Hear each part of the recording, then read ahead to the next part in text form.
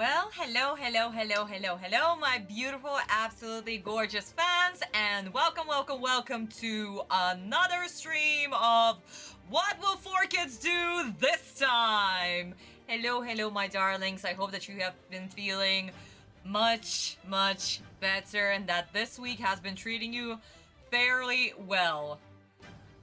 I saw the news of what's going on, and I am not fond of anything that is happening outside the world. And I thought Russia had problems, well, here we are. Whoopsie daisy. So, my darlings, I hope that you are safe and that you are absolutely well.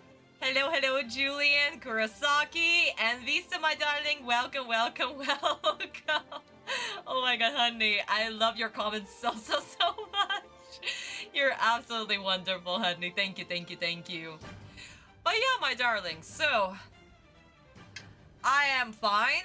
I am slowly getting to becoming myself again. Just give me a little bit more time. But I'm doing just slowly better. In a way, it is still very hard, but you kind of gotta move on, I guess, and continue living. Yeah. Yes, you are, Visa. Thank you, honey, so much. You're absolutely wonderful, my darling. Thank you. But yeah, my darling, so I also saw the poll, and I was very surprised by your results. You guys are absolutely amazing, because so many of you have voted for Kagami-sensei, and I was just so happy and so excited to see your results. Even though I posted the poll literally like a few hours ago, like maybe 12 hours ago, because I got so caught up in the research. Oh my god. I've never read so much Japanese in my life, but I had to. Oh my god, but yeah, it was absolutely insane, but the stuff that I was able to find not only finally blew my mind, because I finally found what I needed, the dates. If you guys know what I'm talking about, you know the dates that I needed. And ooh, my hunch was so correct in so many places, so I'm so freaking happy. CG, my darling, hello! I haven't seen you in such a long time, my darling. I hope that you're doing okay, sweetie. It's been a very long time. Glad that you are joining us in our final episode of Osiris's first appearance, and I am so excited! Well, I'm excited again for the Japanese version of the episode, but not so much the 4Kids version, because 4Kids... Oy. But yeah, my darlings, if you know the dates that I'm talking about, you know why I got so excited. But not only I got the dates, I also got the comments. I got his comments on every single chapter, and not only he was absolutely an amazing man, but the way that he was just hyping the things that he loved. Oh my god. So yeah, my darlings, in the future video, you're going to see some of these comments. I picked the ones that will be able to coherently tell his story in the way that I could. And yeah, hopefully it's going to be a very good and as perfectly as I can get it video, because for Sensei, yeah, everything's gotta be perfect. So my darlings, I also hope that you are working on your tributes as well. After all, July 4th is coming very soon. So please, if you have anything in your works, may it be a video or an art or just saying the nice things, remember July 4th, the day we must pay our tributes. Ah, Yuk-chan! Hello! Welcome to the stream! Welcome! So yeah, my darlings, hopefully in the future I'll be able to reveal as much as I can. Hopefully. But we're going to see how much I can do that and in what way. But yeah, I hope that you're excited just as me, because oh my god, I was crying, I was hysterical, I was laughing. It was great. It was absolutely great. So I'm very excited for everything. Not to mention getting the comments for the other books, those were also absolutely priceless. Since I don't have that version, I only have the Tankobon version, so I am excited to get... well, I read the comments, of course, but I'm excited to deliver you the other comments as well, because Sensei went in depth when he was writing his little messages at the end. Because he went through the story again, and he was like, oh yeah, I did this and this and this, I did that and that and that, this is the original thing. Oh, by the way, a Dark Magician Girl was supposed to look like an American witch.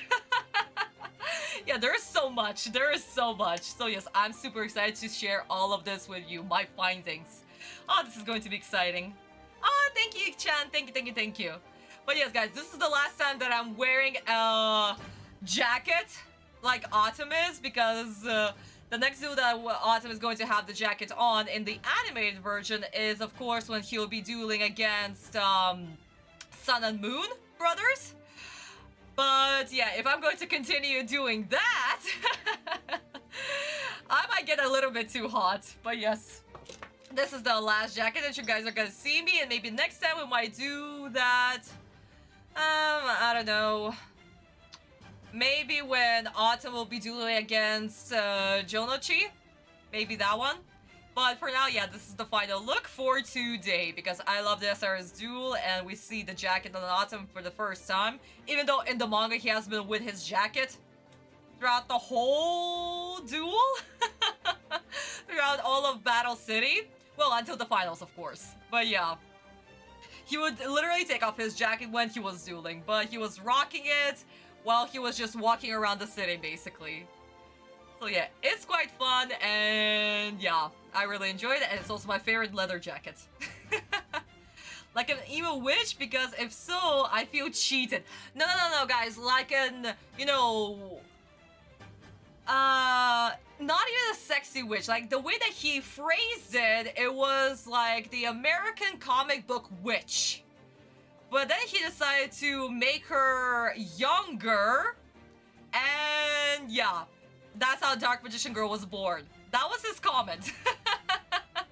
So honestly, guys, oh my god, this is so fun. Like I said, I found these notes, and I am so excited, because if I had the book versions, which I might get if I'll ever come across that book version, I'll definitely get that, no matter how much money that costs.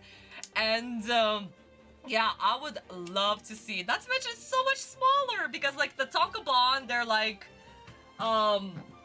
this big, right? They're like this big, and the other version, it's a little bit smaller. It's like this big. So yeah, no, guys, it's super exciting. Like I said, I'm so excited to share all of my findings with you. But that's what I've been doing since Monday, finding as much information as I could, which means going to all the Japanese websites that I could find. And that was so tough. Oh my god, sometimes Google Translate saved my life, seriously. Because my Japanese skills is almost 0 to nothing. Like, for me, if I cannot understand politicians, I do not know the language. If I can read half a sentence, I don't know the language. And Japanese is so freaking hard. So like, listening-wise, it's so much easier, but just reading all the kanji, it's like... deaf. It's just deaf. Yeah, it's insane. It's freaking insane. But that's why I decided to dedicate 20 years of my life to fully master the language, which I'm going to do. And by the time I reach 50, I should be able to master it. Yay. But, okay, my darling. So, since I've shared the big news with you, let us actually start with the poll for today's episode. After all, we are finishing our Osiris duel today, but which studio has done today's episode? So of course we have Yumeta Company, we have Sunshine. I cannot spell today. What is this? Sunshine. We have Gallop. We have done Gun. Okay, my darlings, let's go. So, which studio has done today's episode? As we remember, Yumeta Company And of course, the great Kagami Sensei. He's done the previous episode, episode 66. So we're back at the beginning of our rotation. Which studio is the beginning of the rotation, my darlings? Okay, Sunshine, Gallop, Dungun. Okay, Sunshine is taking the lead. Wow. Okay. And Gallop and Dungun are sharing second place. And yes, as I already spoiled, Yumeta, no, definitely not. After all, end of the rotation, Yumeta. Beginning of the rotation, who is it? Let's see. Oh yeah, Japanese is hard, but English is easy. I mean, English is considered to be the easiest language in the world. That's why it's the international language. Not to mention so many countries are also speaking the language. So yeah, it makes sense. And again, it's also coming from the Roman family language branch. So a lot of the European languages have the same grammatical pattern. So yeah, it makes sense why people are learning English now. At first it was, of course, Latin, then we switched to French, and now we're doing English. Well, yeah, English is easy for, like, European. Or... yeah, mostly European. But it's really hard for, like... Eastern Europe. Because those are, like, the Slav countries, and we have a completely different grammar pattern. Like... basically, in the language, whatever goes. We can literally say, I went to school I, school went I. It still will be understood perfectly. Or we can literally remove the word I because the endings already indicate that we're talking from the first person. Just like in Spanish, basically. But yeah. And especially for, like, Asian languages, oh yeah, this is really hard because, again, their sentence structure is also different. They have the subject in the beginning, the middle of the sentence, right here, like, the main topic. And then, at the end, they have the verb. So, ooh, quite difficult for them to adapt to English. And again, the pronunciation, also. Russians we speak right here. English is spoken using all of the mouth. Basically, like, all the mouth movement. And Japanese, they tend to use their inner voice right here. So yeah, there's also that. Okay, my darling, so I'm ending the poll in 30 seconds. Let's see if we'll get it right. But so far, Sunshine is taking the lead. Gallop and Dungun are still sharing second place. And Yumeta is getting 0 love. I wonder why.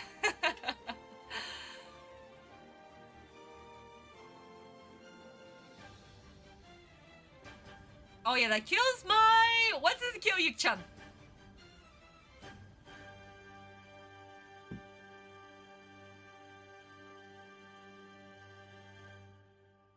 Okay, my darlings. Ending the poll. 5, 4, 3, 2, 1, and we are done. Okay, my darlings, well done. Yes, this is the beginning of the rotation. Sunshine is, of course, taking their first spot in the rotation. Remember, they're the first and the fourth. But who will be next? Will it be Gallop? Will it be Dungun? We'll see. But of course, Yumeta is the last one. Oh yeah, that kills my Egyptian language.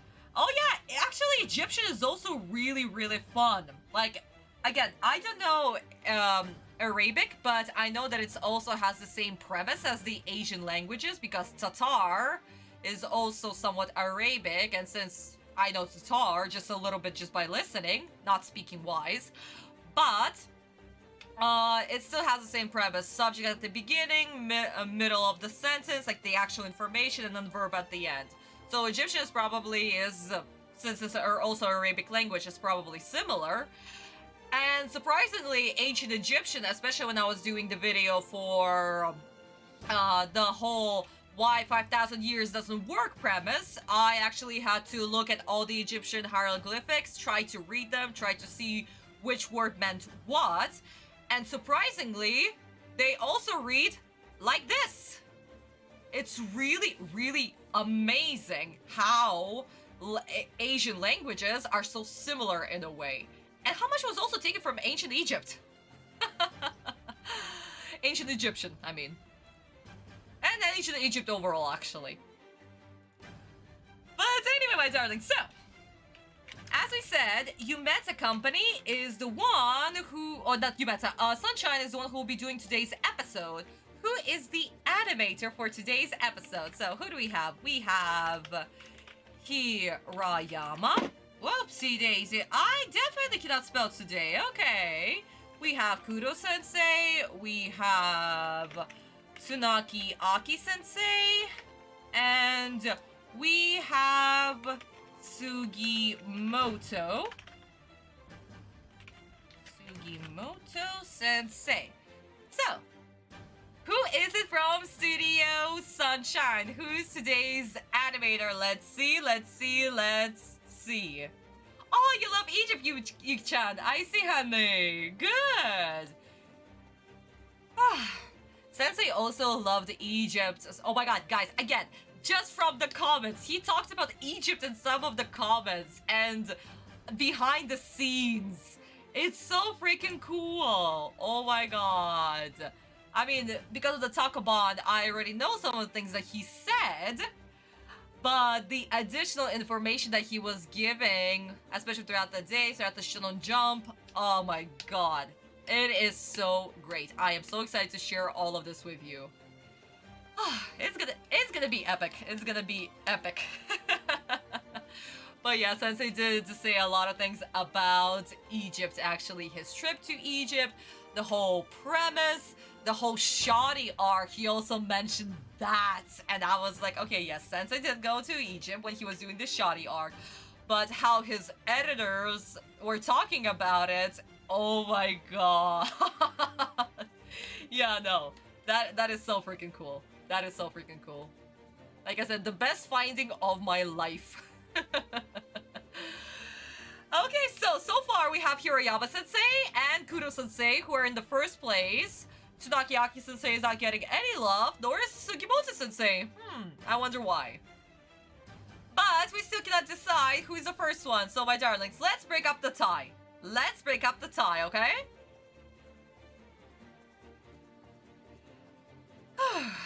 Somebody needs to break the tie, sweeties. Who is it going to be? After all, we cannot have two animators. Maybe they're not even from the same studio.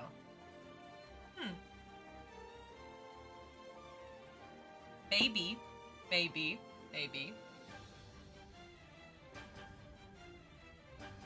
But I'm going to give you guys 30 seconds. And then somebody will need to break the tie. Okay, the tie has been broken. Okay, so far Kudo Sensei is taking the lead. Hirayama Sensei is in second place. And Aki Sensei and Sugimoto Sensei is not getting any love. Uh-oh. But let's see. Any more votes? Break the tie to say as I'm watching. Yeah. Well, thank you guys for breaking the tie. I guess we're going to see if Kudo Sensei is going to win today or not. Or is it actually Hirayama Sensei's episode? I wonder. Or maybe it's completely incorrect and it's actually Sugimoto Sensei's. I wonder. But we're ending the poll in exactly 5. You still have the time to change your answers. 4, 3, 2, 1, and we are done. My darlings, what can I say? I cannot even fool you anymore, honestly, because you are correct. It is the Kudo Sensei's episode. He is from Studio Sunshine, of course. This is his third episode to last. Actually, he'll be doing 2 more episodes after this, and then we're going to see another animator from Studio Sunshine. Gallop, of course, it's not their episode just yet, nor is it Dangan's episode. So, Hirayama, definitely no, even though we love Hirayama so much, but we remember, yes, Hirayama is from Studio Sunshine, but he's in the 4th place in the rotation, sweetie, so Definitely no. Tsunakiaki Sensei is from Studio Yumeta, so definitely not his episode, but we're going to see him very, very soon. And Sugimoto is from Studio Gallop. So yeah. Good job, my darlings. Good job, my darlings. Good job, my darlings. It is Kudo Sensei. Well done. Well done. Well done. But yes, we love Hiroyama, but remember, 4th place in the rotation. That is always going to be his place. First one, for now, for the next... Well, this episode and then the other 2 is going to be Kudo Sensei, and then we're going to have another animator from Studio Sunshine. But yes, so... My darlings, I guess this is where we can wrap up the beginning of our live stream. And of course we're playing Passionate Duelist today because Autumn finds a way to defeat Osiris while having this music and Merrick realizing that he's in the infinite loop. Oh, this is so, so great. And again, Kudo Sensei has done a remarkable job with this episode. I absolutely love it, and I really, really love his character designs. His very square-esque, box-esque character design. Well, the design of his characters. I cannot speak English today, apparently. But yeah, it's very, very exciting. So... I cannot wait to dive into this episode immediately. But of course, 4Kids are going to ruin my experience because of course, that's what they do. Oh, but my darlings, as always, sweeties, please do remember to like this video if you haven't liked this video just yet. To all my future subscribers who apparently actually come across my live streams, which makes this so much exciting. Welcome, welcome, welcome. I stream at 4Kids 3 times a week. I should get paid for this, but no.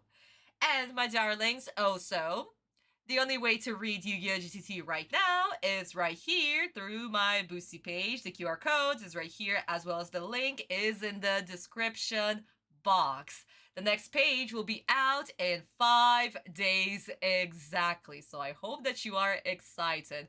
I cannot wait for your reactions. Vista and Nox, once again, thank you for being my Boosty subscribers. You girls are so, so, so amazing. Thank you for supporting me. And for now, this is the only way to support me. And of course, with your likes, comments, and subscribes. But yes, my darlings, right here, things in the manga are getting so,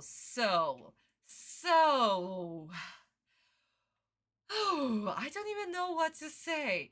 Absolutely exciting and terrifying. Yeah, I wonder what Aoi is going to do next. Thank you, Vista. Thank you for hyping up my chat. Thank you. But yes, my guys, if you can subscribe, please do. This means the world to me, and I can continue doing my live streams and just doing Yu-Gi-Oh! GTC in general. No errors this episode, but got some trivia we'll get into later. Okay, Kurosaki, thank you. Visa, thank you for posting the link in the chat. Thank you, honey. You're saying that there is no errors? Kurosaki, no freaking way. 4Kids, they always do errors. This is impossible. But probably they're going to do the errors when it comes to the dialogue and all the other small changes that I usually pick up. I might not pick up a lot of the visual stuff, which most of the time I usually do, but you know, I could miss a thing or 2 or 10. But yeah, we'll see. If it's... how bad is it going to be? And this will be the last episode where I get to listen to that horrible, horrible voice of the silent doll that 4Kids has given! Oh, I'm not sure that you can actually pin the link, honey, to be honest. Let me actually check as well. Oh yeah, I can pin the message. Okay. Lovely. Okay. I guess I can pin the message. Surprisingly, my moderators cannot do that, while though I given them all of the permission. Huh. But oh well, okay. So my darlings, I guess this is where we can start. So get your manga ready, get your grape juice ready, of course, and let's have fun. Let's have another wonderful live stream together and just laugh and yeah. Scream at 4 kids from the void while they continue milking the hell out of Yu-Gi-Oh! Hey. And Sensei's comments were so nice about 4 kids. That's another thing. He was excited. Aha! Oh well, oh well, oh well. And he was actually listening. Another thing about Sensei's comments was that he actually enjoyed Yu-Gi-Oh! Rap music that 4kids provided. He thought that it was an interesting touch. That was surprising for me. I was like, wait a second. Sensei enjoy this? Wow. Okay. Because he did not expect for Yu-Gi-Oh! To be actually having to do anything with rap. That was never his interpretation nor his intention. So it came as a surprise for him. And yeah, he listened to all the soundtracks. So yeah, no, it's actually really fun. But then again, guys, I'll be posting one of the stuff in the future. So cheers to all of you. Cheers to our beloved Sensei. Let's enjoy Yu-Gi-Oh! Episode 67, done by the amazing GOOOO Sensei. I guess I've stalled long enough.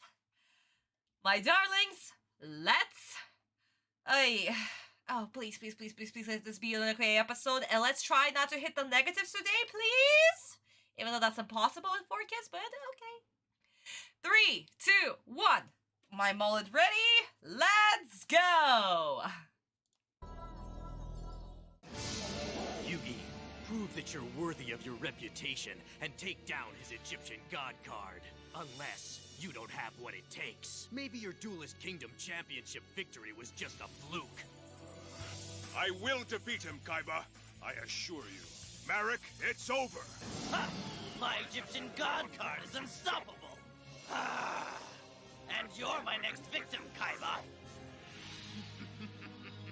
Once Slifer the Sky Dragon annihilates Yugi, I'm coming after your Egyptian god card. Save your breath. Your empty threats don't scare me. They will in time, fool. This duel isn't over yet, Marek. I've got to figure out a way to defeat his Egyptian god card. But it has 10,000 attack points. None of my monsters even come close to that. Plus, it grows stronger with every card he draws. But it must have some weakness, and I'll find it. I draw. And you had a moment of pause. Thank you. Oh my god. Okay, immediately I'm already fed. I'm fed up. I'm already fed up. Oh my Buddha. Okay, so let's go. Where is it? Annoying voices. Yes, because oh my god, this is the last time that I'll be hearing the silent doll speak with something between Merrick and something. I'm a scary villain, and I have a random filter in my voice. So yeah, that's that. Thank God. Also, I told you guys, if I'll hear Yugi in Autumn's head, I'm immediately doing this. Yugi is the villain. Immediately. Nope. I will never, ever be okay with this change. That somehow their minds merge and that Yugi is the one who is commanding. Nope. Yugi is the villain. Fuck that. Also, why do we have the random explanation of Kaiba being like, oh, show me that you can defeat him. Prove me your worth. Blah, blah, blah, blah, blah. Tell me that you actually won Duelist Kingdom, even though you actually did win Duelist Kingdom for obvious reasons, and I got my soul back, but yeah, sure. What the fuck was that? Seriously. Kaiba knows what's going on. Kaiba knows who Autumn is, basically, and, it wasn't even about that. It wasn't even about that. That's not what, Kaiba said, and Kaiba was supposed to be cheering for Autumn in all of this scene, being his egoistical self that he is, because duh. But yeah, no, disgusting, absolutely disgusting. Thank you 4kids. 1 minute in, we already hit 3 boxes. Whoopsie daisy. Am I being very kind right now? No, of course not. My kindness has literally died on May 31st. So I am being merciless. Okay, so let's continue. Because I actually want to finish this turn with Autumn, him summoning the Build Shield Garda, as well as show a little difference in Autumn's hand compared to the manga. So I want to actually jump into the manga a little bit quicker. But anyway. Monster Reborn could come in handy. I place one card face down. And I summon Big Shield Gardner in defense mode.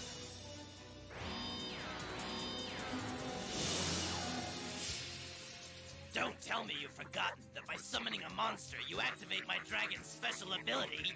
Let me remind you, by blasting your monster! This surge of energy from my dragon's second mouth will drain your Big Shield Gardna of 2,000 defense points. Yugi won't last much longer. He better last long enough for me to learn Slifer the Sky Dragon's weakness so I can defeat it later and add it to my collection. How's he gonna You do fucking that? prick! That dragon's power keeps growing. Wait, check it out. Yugi's monster survived the attack. Barely. Your Big Shield has been cut down to size, and my Egyptian God card will continue to automatically devastate your monsters as soon as they're summoned to the field. Just one more attack and your only defense will be demolished, leaving nothing in between you and Slifer. Where's your faith in the cards now, Pharaoh? Now observe while I draw. Okay, moment of silence. Oh, I actually have to catch these ones now. Because good God, they cannot stop talking. Wow. Okay, 4Kids, that was disgusting. Kaiba is ruined. That's just no. Nope. Kaiba is ruined. Where is it? That character is ruined. Where? Yeah. Kaiba is ruined. No. That's not why Kaiba is there. Of course Kaiba is there to learn about Osiris's weakness, blah, blah, blah, blah. But actually Kaiba figures it out quite quickly, as we remember. But that's not why he's there. The moment that he heard that Yugi was there and he was facing the god, this was like, okay, this is a test. Will my arch rival that I absolutely do not consider my friend, but I actually consider my friend, will he defeat God? The God card. If he can, that means that I can do him.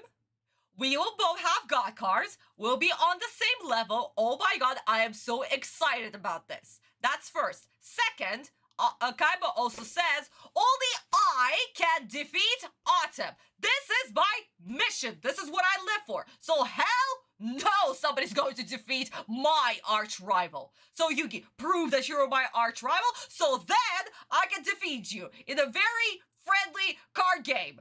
Even though I tried to kill you so many times, please continue being my friend.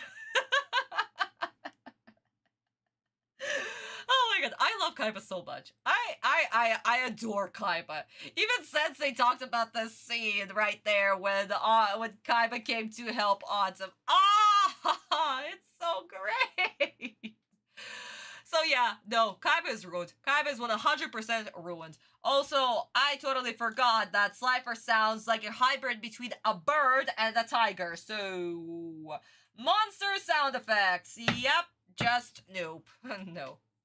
Just a huge no. Grabs the pen and hits Kaiba from 4Kids in the face. Yep. Kaiba, you sure about that? Yeah, no, indeed. Kaiba sucks. How is this Kaiba supposed to be intimidating? This Kaiba is just trying to appear cool. Because in the previous season, he was a little bit too emo for our taste. My kindness died in 7th grade. Oh, Juliet, honey. My darling, I'm so sorry, baby. Oh, but yeah, guys, again, middle school is rough for everybody. Ugh. How many times people get bullied in middle school and high school? Raise your hand if you got bullied. Yeah. Then you kind of for just go like, yeah, no, humanity sucks. Everybody sucks. Yeah.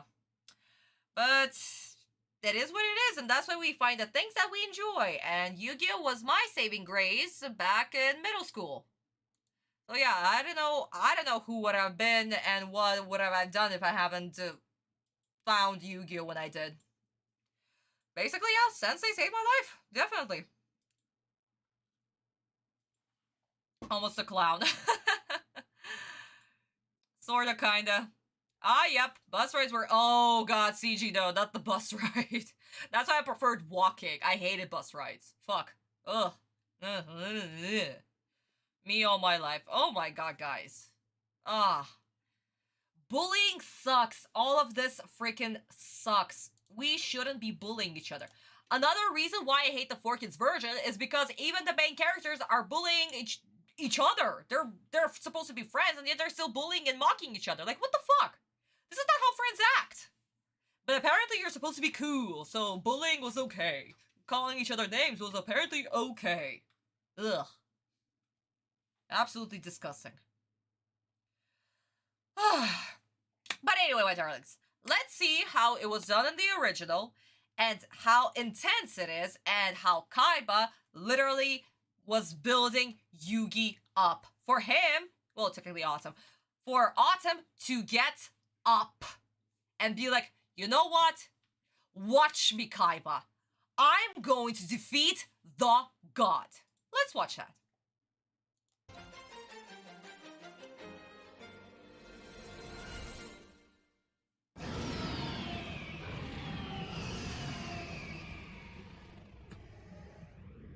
Sa, 立ち上がれ、遊戯。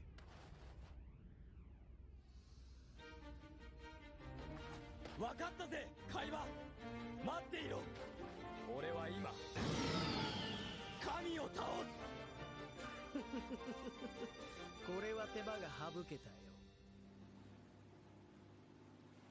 最後の神のカード、オベリスクを持つ海馬瀬戸が現れてくれるとはね。遊戯を抹殺したら次はお前の番だ、海馬。遊戯を倒すのは俺だ。行くぜ、俺のターン。俺の手札は3枚。マグネットウォーリアアルファ、バフォメット、そしてビッグシールドガードだ。だがこの3枚のモンスターカードではオシリスの攻撃力には太刀打ちできない。ドロー。死者蘇生か。このターンリバースカードセット。さらにビッグシールドガードナーを守備表示。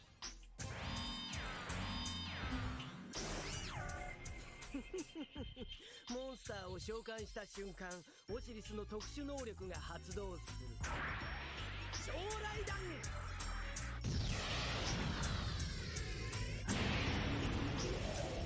オシリスは相手フィールドにモンスターを召喚した瞬間、2000ポイントのダメージを与える。2000ポイントのダメージだって。恐ろしい能力だ。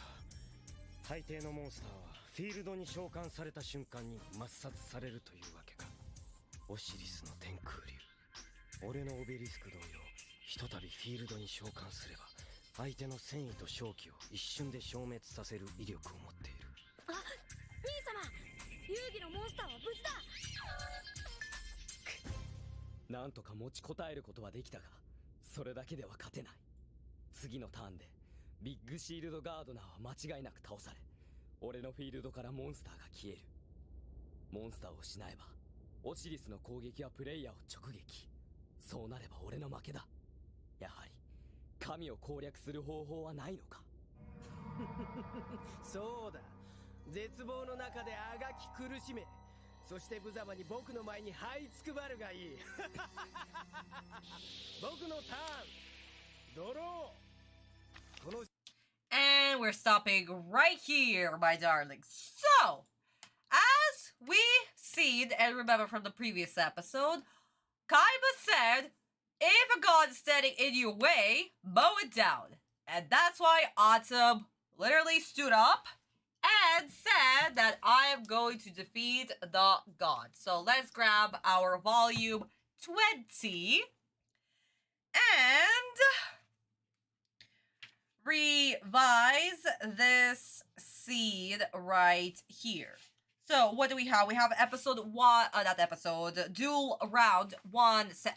Oh, right. I'm supposed to do this. I totally forgot. And I closed the page. Of course I did. So, 175, as we remember, this is exactly where we stopped. We have the little recap right here. As we remember, Autumn is on his knees. And Kaiba literally tells him to get up right there. Kaiba is saying that your dueling path does not end here. If there is a god in your way, mow it down. And this what makes Autumn stand up. And he literally says, watch me, Kaiba. I'm going to defeat the god, word for word. And we have this gorgeous panel right here. And the title card of our chapter. Absolutely gorgeous. And everything is actually playing out exactly as it was shown in the episode. So we have Merrick looking at Kaiba and being like, okay, so finally the owner of the obelisk shows up. After I kill Yugi, I'm going to kill you. Kaiba is saying like, I'll be the one who will defeat Yugi. Autumn plays his card. And we see actually Autumn has only 2 cards in his hand. He has Bilk Shield Gardna and Baphomet. Not like it was shown in the anime where he had 3 cards. He had Magnum Warrior. So, yeah. So that is the interesting difference right there. And it's the same thing that Autumn is betting everything on the next draw. He draws Shisha Sosei or Monster Reborn and does the same play. He places it in the face down position and summons the Bilk Shield Gardna. Of course, Merrick says at the moment you summon your monster, I am taking 2000. It's taking 2000 damage, so he activates Osiris' second mouth. Mokuba and Kaiba react because this is the first time that they see this ability. And again, this was very uncommon for the opponent to attack on their opponent's turn, basically. You couldn't do that. So this is very, very surprising that such a thing could happen. Of course, now it's like a normal, like everybody, your turn, who cares? I'm activating this trap card, which changes it to this card, and then I can get to, I don't know, use my monster's gajillion ability to attack you on your turn. Ha ha ha ha. So, for Osiris to attack on the opponent's turn, this was absolutely unheard of. So, Mokuba is like, wait a second, 2000 attack points? Kaiba is also like, that is a terrifying ability. So this dialogue is taken word for word. Kaiba understanding that their monsters, the 2 god cards, are on the same tier, and this could actually crush their opponent's spirit. And of course, Big Shield Gardna survives because he still has 600 defense points left. So that's why it survives. And we have the exact same monologue basically here. Kaiba is like, oh, what did Kaiba say actually?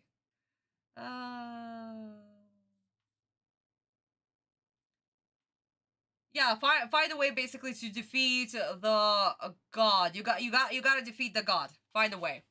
So we have that right here. Autumn has the exact same monologue that he will lose and get attacked directly if Big Shield Gardna gets destroyed. And of course, Merrick is also having a blast because he's enjoying Autumn's suffering and he starts his turn immediately. He draws the cards and Osiris' attack points gets raised up. And yeah, everything still plays out the same.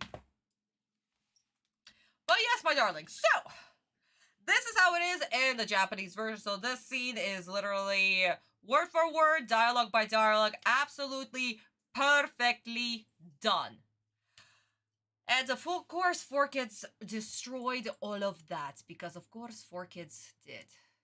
Why have a villain be 3-dimensional where he can be just evil for the sake of evil? Completely against Sensei's premise. 1000% against Sensei's premise. Oh my god, that is disgusting. Oh, Yumi-chan, hello. Welcome to the stream, honey. Marlene, darling, hi. Glad that you joined as well. Hello. But yeah. I think in nearly all depictions of friendship in 2000 animations were bad. Super mean. Yeah! Actually, yeah, the only friends that I saw that were actually friends, and you can understand that they were friends, were Teen Titans. Like, these 5, they were closer than brothers or sisters. Like, they would literally kill if they had to for each other, to be honest. So, yeah. But, like, other shows? I'm not so sure. But yeah, no, I don't know. I really hate 4Kids' interpretation of friendship. It is absolutely disgusting. Everybody's bullying each other and just calling each other names without saying the word kill. Merrick has no problem saying kill. I'm just going to kill you, okay? You ruined my life, so yeah, I'm gonna kill you. Oh, Merlin Honey, you didn't miss much. We're only like 4 minutes into the episode. Well, removing the credits like 3 minutes in, so it's okay. Yeah, it's in the 2003 Teen Titans, yeah. Name if you saw Kaiba's face, it would say, are you pretending or are you an idiot? Sensei's Kaiba would not even waste time with 4Kids Kaiba. He would be like, okay, yeah, you know what? Out of my way. Simple as that. You are taking my breathing space. Also, I run the company better than you. But yeah, no. Sensei's Kaiba would not even waste time on 4Kids Kaiba. No, just no. Just absolutely not. Oh my god. But I actually, Kurosaki, I wouldn't say that Kaiba is Vegeta. Yeah, I get that they kind of became friends in the end and they still had the rivalry going on. But I would say that Kaiba actually... There were so many times that I wanted Vegeta to do so much more, but Toriyama-sensei never allowed Vegeta the opportunity to do more, which just no. I want Vegeta to defeat the androids. I want Vegeta to actually kill everybody in Majin Buu arc, but like no. He wasn't allowed much. Even in Super. Like, come on. It was supposed to be Vegeta, but of course it has to be Goku. Everything has to be Goku. But Kaiba, even though, yeah, on screen he never defeated Autumn, he still contributed so much more outside of Autumn, outside of dueling, and... especially, like, even in the movie, Kaiba built a whole freaking empire in the end just to have his final match with his best friend. Something he was robbed of. So he can have the closure. And Vegeta probably wouldn't be able to do that. Vegeta would be like, okay, I have nothing to do. I guess I'm just going to sit there. You know? I'm glad that Vegeta was able to have kids because Trunks is freaking amazing. Oh my god, I love Trunks so much. Oh, what a great character. Until he got ruined, because of course. Because Sensei didn't know what to do with Trunks. Same thing with Goten. They're just there to cheer on the side. So Goku could take care of things. Like, I don't know, in the end, what the only problem that I have with Dragon Ball is that in the end he ended up having way too many characters that he didn't know what to do with. Yeah, that's probably my only problem with Dragon Ball. But again, Toriyama Sensei is such a freaking legend, and even Takahashi Sensei looked up to him, so he even has his autograph, guys. Sensei had his autograph, like in his studio. It's so freaking cool. But yeah, like, Sensei was like, Toriyama Sensei, he's a god, and I'm just like my two-dimensional characters, man. It's so freaking amazing. Oh my god, I love Sensei. I love Sensei so much. He's so humble. Oh, but yeah, no. Toriyama Sensei is absolutely a legend.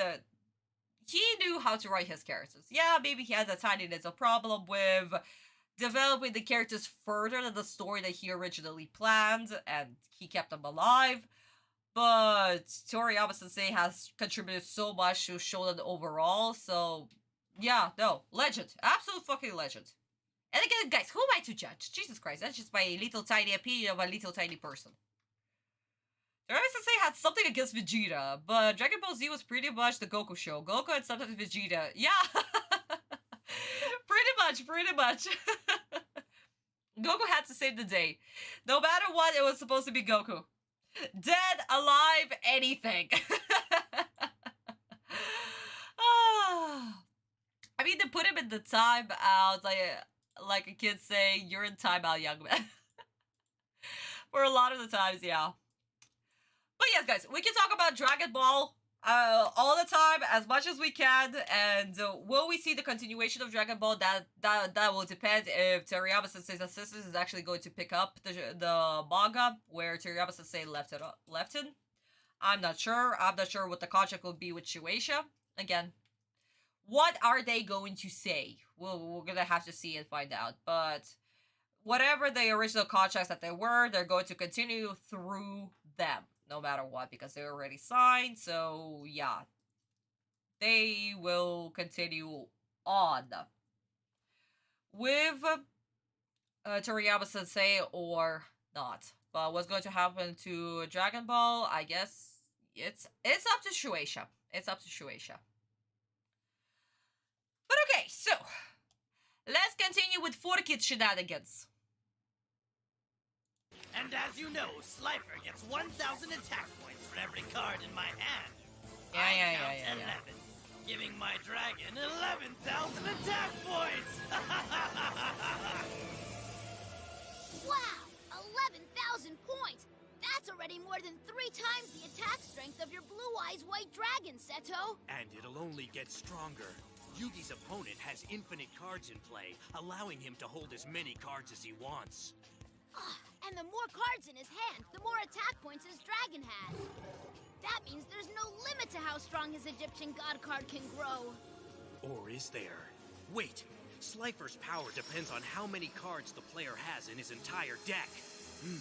That's it! Slifer the Sky Dragon has one fatal flaw. Now let's see if Yugi is duelist enough to figure it out. Now my Sky Dragon attack! I'm sorry, duelist enough to figure it out? What? Was that English just now? What? Okay, I'm a linguist, but that was so cheesy right there. No. No, no, no, no, no, no. No, no, no, no, no, no, no, no. No, no, no, no, no. I need something. Did I have the annoying change? I needed to have the annoying change. Oh, was it in the previous one? In the other one that I had? Ah, crap. Yeah, I'm just going to put 4-Kids dialogue. Where is it? 4-Kids dialogue. Yeah, there. No. Just no. Just no. Just no. No. No. No, no, no, no. No, no, no, no, no, no, no, no. Is duelist enough to figure it out? Yeah, sure. It's like I'm mangaka enough to draw something. Sure. That was horrible. That was just garbage, guys. No offense, but yeah, no. No. Also, infinite power. Okay, fine. Mokuba actually figured it out and giving Seto the idea, but Seto sounded so absolutely unconvincing that he figured it out. Honestly, yeah, we didn't have this little... I see. Well, let's see if Yugi will realize it. I'm not going to say anything, but let's see if he will. This way he will prove to be my arch rival. We didn't have that. So yeah, no, Kaiba's ruined. Kaiba's fucking ruined. I hate it. I absolutely freaking hate it to bits. No. Just no. Just no. It was English. Yeah, Julian. Apparently that was English. Ugh. Totoyaro Sensei has been continuing the manga, but there is a rumor he's planning on ending and starting his... I mean, a lot of the assistants, that's what they do, actually. A lot of the times, they quit being assistants and start working on their own. Like, for example, Ito Sensei, Ito Akira, we remember he was assistant to Takahashi Sensei, and he did do a little spin-off of Yu-Gi-Oh! R, but then he went on to write the Vanguard comic book, manga, and yeah. So he went on to do his own thing, and other assistants did 5Ds, and of course Zexel and Arc V. I don't remember Reigns being adapted into manga, actually. But it still kind of doesn't matter because all of that was based on the anime. They couldn't detour from the anime, especially personality-wise. They could do a different story, maybe, but not personality-wise, or cut or remove characters that were inserted into the story. So yeah. Yeah, who knows? Who knows?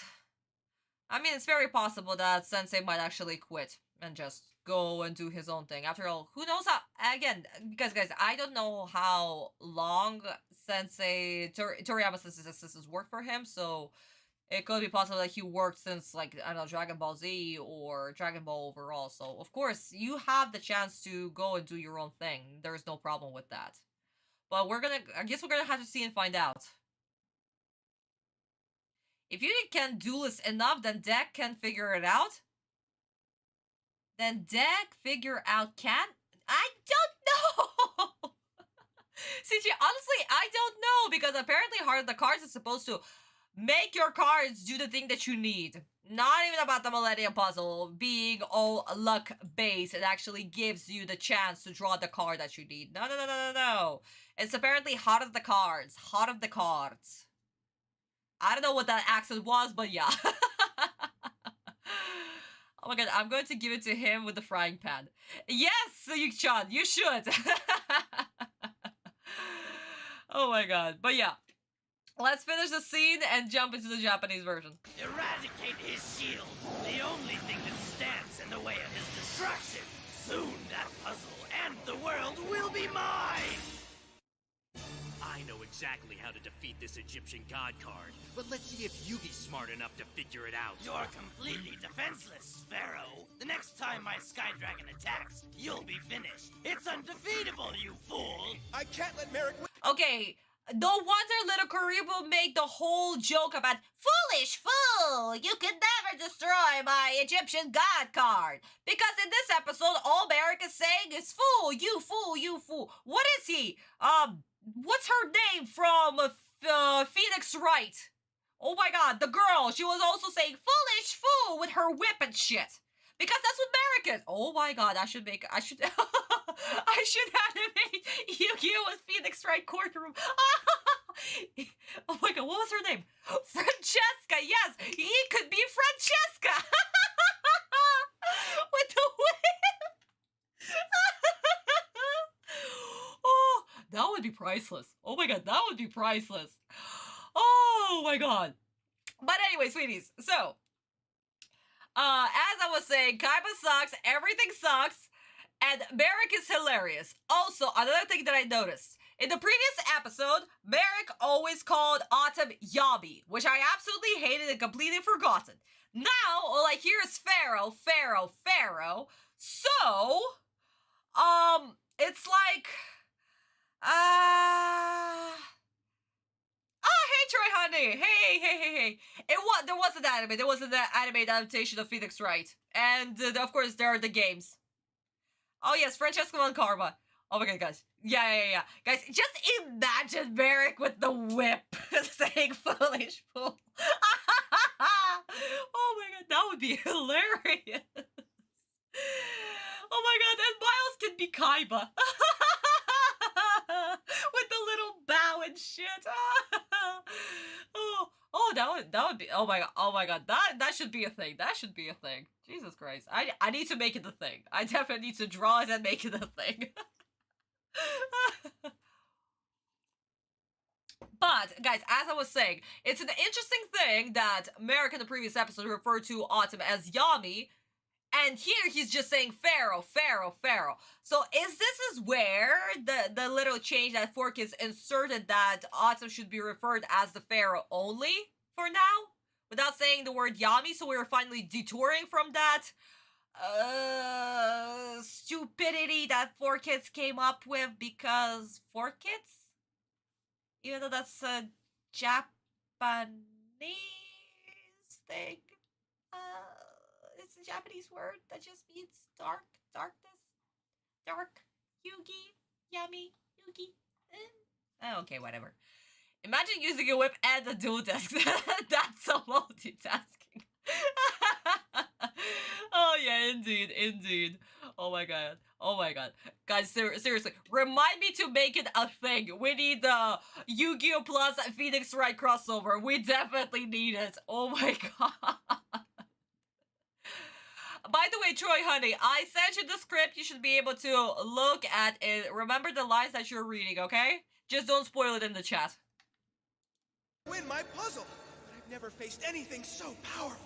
Actually, let me just rewind just a little bit. Fool! I can't let Merrick win my puzzle, but I've never faced anything so powerful. And the more cards he draws, the stronger it gets. Yes, and that's how I'll defeat it.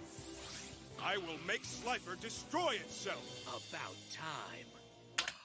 Wait a second! That was Autumn figuring out, not the stupid Yugi in his head? That was Autumn? Autumn is not useless in this episode? No shit! Autumn actually did something! Guys, let's toast to Autumn actually figuring things out and doing something! Oh my god.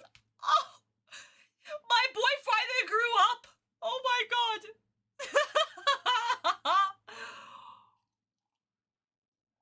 Even though, honestly, that was the most stupidest thing to be, not that Autumn figured it out, the stupidest thing was that they couldn't stop fucking talking! Oh my god, I did not even feel the moment of them, of Autumn actually figuring out. We didn't have the, Masaka, I got it!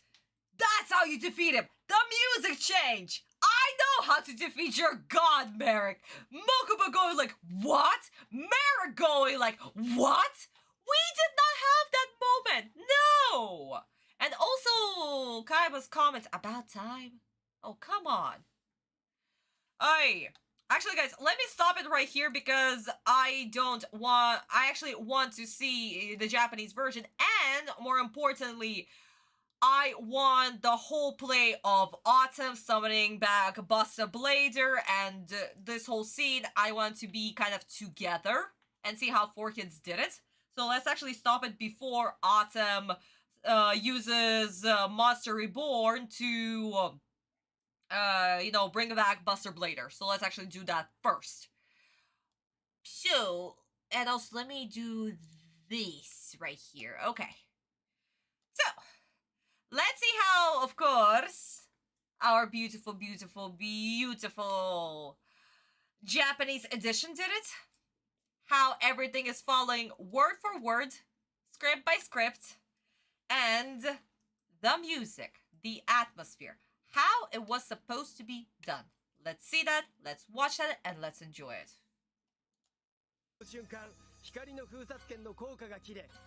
Let me just go back because I don't want the dialogue to be cut. この瞬間、光の封殺剣の効果が切れ、手札が11枚になり、オシリスの攻撃力は11000ポイントになる。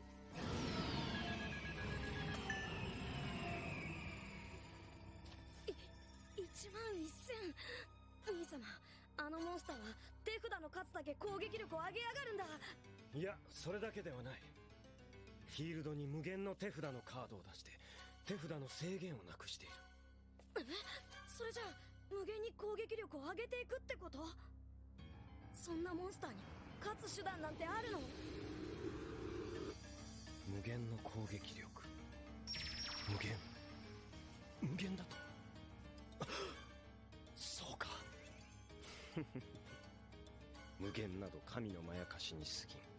遊戯、俺は神の攻略法に気づいたぞ。行くぞ。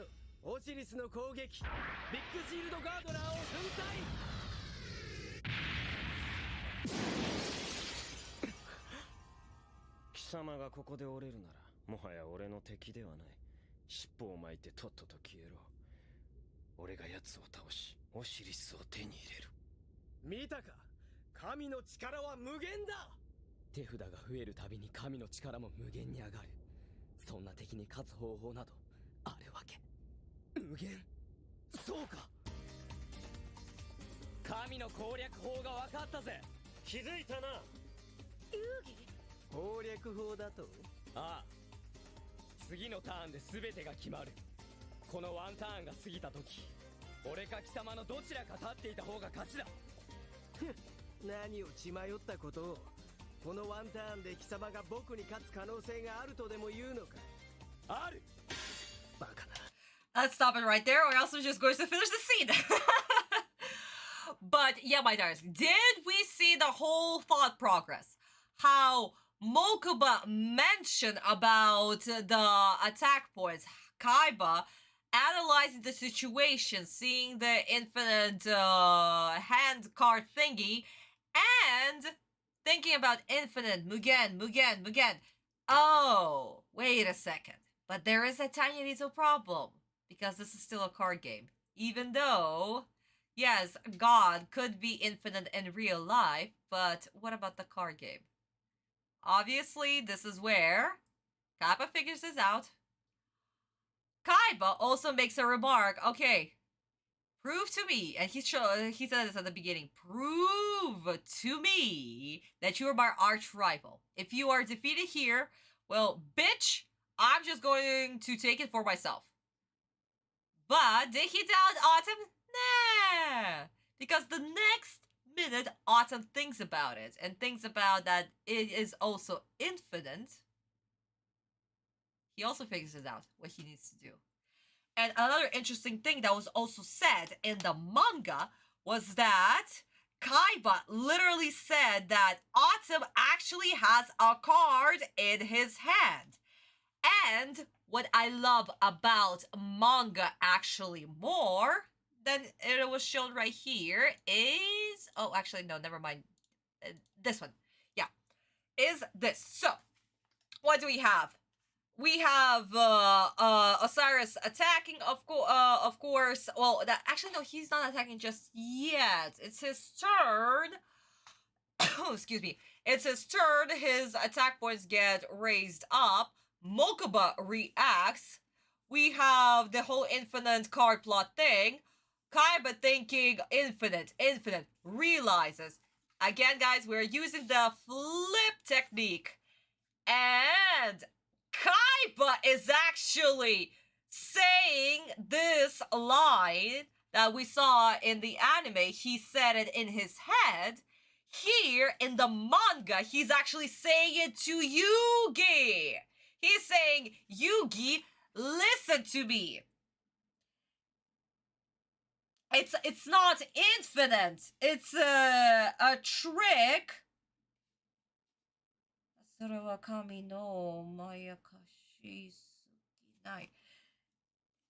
Basically, it's God's trick. It's not possible that it can be infinite, basically. And this is where Autumn, we have Autumn thinking, wait, it's a trick? Basically, it's not, it cannot be infinite, right? Right. So then Osiris attacks. We have Milk Shield Garden destroyed. Merrick screaming that... What did he scream? The God's power is infinite. And Autumn in the mist, in the wind, eyes closed. Flip technique. I get it, Kaiba. I know the weakness of the god. Merrick reacts, weakness. Kaiba, you figured it out. Oh my god. And Mokuba is like, Yugi! So, we have Autumn saying the exact same line. So this is basically the last turn. Whoever is the last one standing will be victorious. And of course, Merrick will say his nonsense that have you lost your mind? There's no way that you can defeat the god. Basically, it's the god is infinite, blah, blah, blah, blah, blah. And Autumn is like, there is a way. There is. Merrick, same line. No freaking way. No way. There is no way to defeat the god. He cannot defeat me at all. The god's power is infinite. It's limitless. So we have this. And the dialogue that we're going to be hearing about Kaiba, that's going to be in just a bit. But yeah, guys, it's so freaking cool. How it's done in the manga, I actually preferred way more. That Kaiba is actually going out of his way to basically tell Autumn that it's not infinite. There is a way to do it. I will tell you how. There is a card to do it. There is literally a card. Actually, that's... yay. Actually, yeah, no, let me spoil that. The line that he says right here, there is a card in Yugi's deck that will be the key card. That's what he says in this dialogue right here. Right? Yeah, key card. There is a key card. So, yeah. But, my darlings, that's the thing. Why I preferred in the manga. Kaiba is actually going out of his way to support Autumn. And this is not something that Kaiba does at all. And having this, it's so freaking cool. It just shows how much Kaiba came such a... He came such a long way, basically, to get here.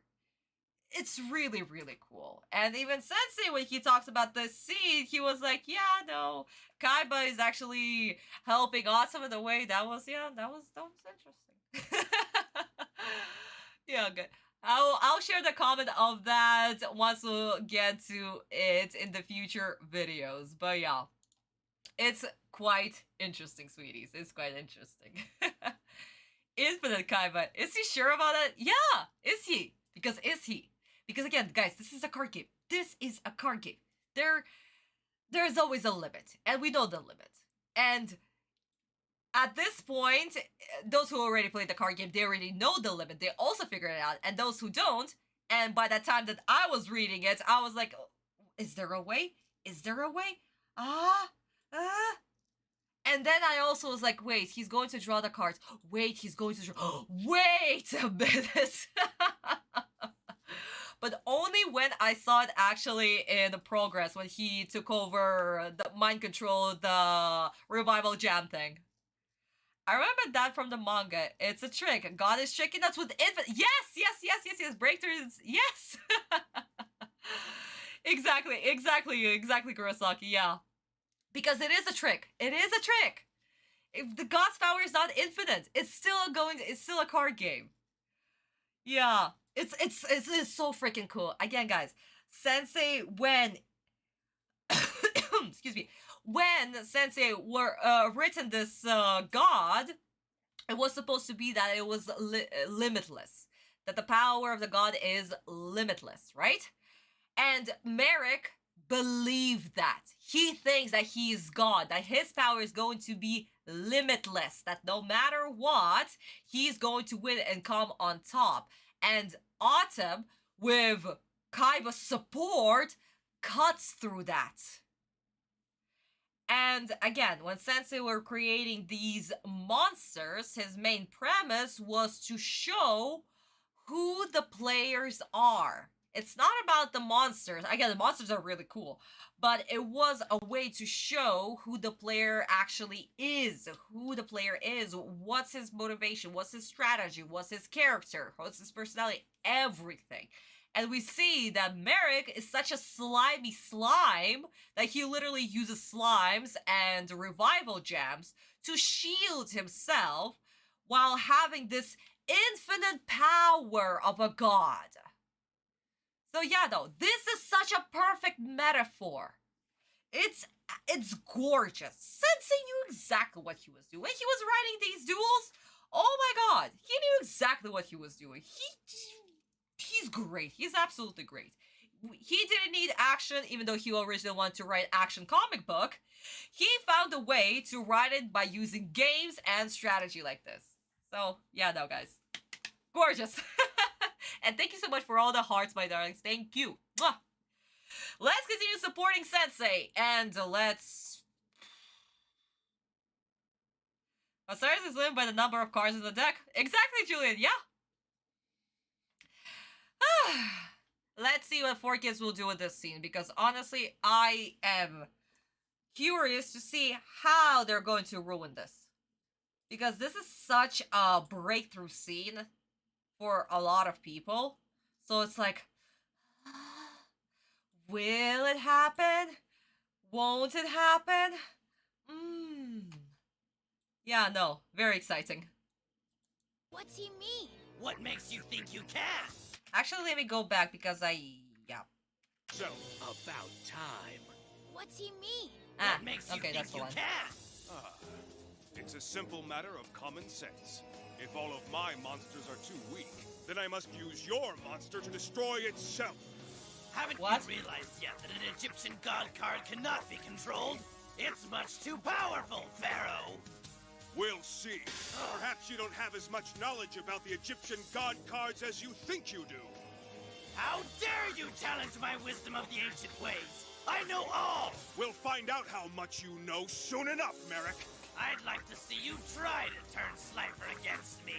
What? What's Yugi talking about? I mean, sure, he's a great duelist, but how can he make that Egyptian god card destroy itself? That dragon seems way too strong to control. Sounds crazy to me. Let's go. Oh my god! Mokuba made so much sense! He actually literally made the most sense of all this episode. He had so much logic in his words. The first line, what's Yugi talking about? My question exactly every single episode. What are they talking about? And they're always talking, but like, oh my god! This is such garbage! And what do you mean, Autumn? How are you going to turn the Slifer against Merrick? Why? That's not the premise. And also, destroy itself. Why are you spoiling what you're going to do? Why do we need spoilers? God! If Takahashi-sensei was still alive, I fully believe he would have made a horror manga. Season 0 and the monsters he came up with.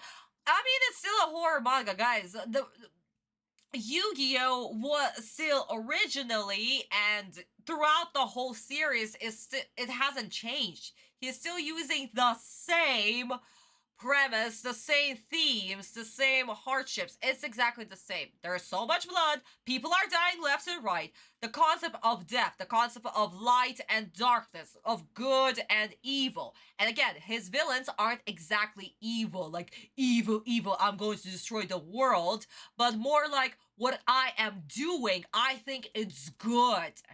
In my story, from my point of view, it's good because this will help me and my family. In Pegasus' case, he's trying to bring back his dead wife so he can be reunited with her. That's human. That's absolutely human. Kaiba originally wanted to be the best, and the only way that he knew how to be the best was to literally crush on his opponents, and losing meant death. So Kaiba, by experiencing death, when he first time faced Autumn and got trapped in the card, and then through Mind Crush, he experienced death twice, basically, and that made him kind of change his ways in a way. And Mokuba was a little tiny prick who just wanted his big brother's approval, basically. So he did also horrible things. But he was still caring, and he also realized that what they were doing, this was wrong. And he's still a child. He's like, what, 12 in this? 10, 12, something like that? But yeah, no. I understand where Mokuba is coming from. And again, Merrick, also, my family, for 3,200 years suffered this fate. I want to break it. My father died because of the Pharaoh, because he doesn't remember that it was his second personality that did it, but still. So I am going to take the destiny into my own hands, make myself the Pharaoh, and destroy this destiny. Very personal. All of it is personal. Bakura. Same thing. Very personal. Everything, every single villain is coming from the place what I am doing is good. Because every single person has both light and darkness in them. Yes, there could be an evil person, but what they think is good. And that's very human. Another reason why his villains are not so two-dimensional. Yeah. Really shows that Sensei, when he was writing this, he was writing it when he was already so mature. He was 35, and during like this arc, he was like 38, I believe, if my math is correct, which is always bad, but yeah, like 38, 39. So yeah, my darlings, no. Very mature stance. That's why we love his character so much. But yeah, no, Mokuba, thank you for making sense in your dialogue. We love you. So guys, let's wrap up this scene real quick and then switch to the Japanese version. What's going on? It's quite simple, Mokuba. The dragon's greatest strength is also its greatest weakness. Seto, I still don't get what's going on. Time for you to make your move. I promise it will be your last. Is that so? We'll see, Merrick. If I don't draw the right card now, his Sky Dragon will crush me. But I know the heart of the cards will guide me. Ah. Now! Perfect!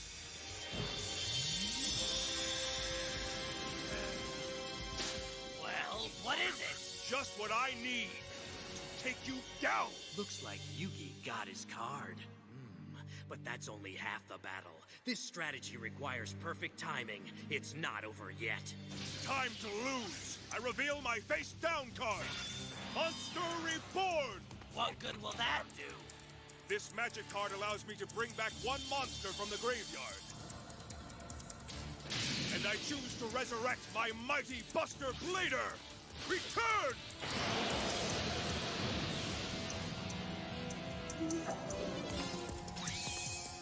What?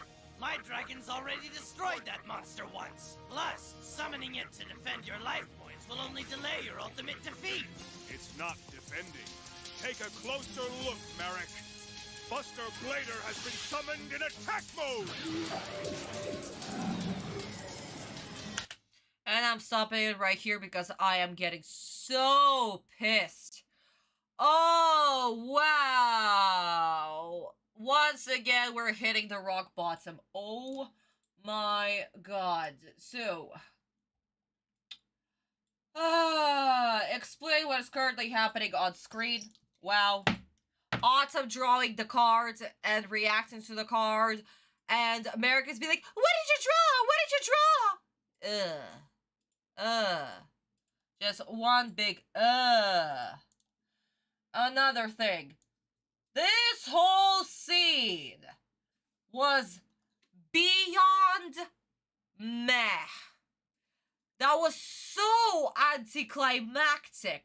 We're like, this is the last card. It's winner takes all or he loses. What is it going to be? Is he going to draw the card that we don't know that he's going to draw because we don't know what he's going to do, but oh my god, is he going to do it? Yeah. Just no. Also, heart of the cards. I am so fucking sick of the heart of the cards. This is just no. This is just no. That's not how this works. It's still the power of the Millennium Puzzle, and we still have the heart of the cards nonsense. Because of course, yeah, no. I froze? I'm frozen? What? What do you, guys, what do you mean I'm frozen? Hello? Uh-oh. Guys? Am I offline?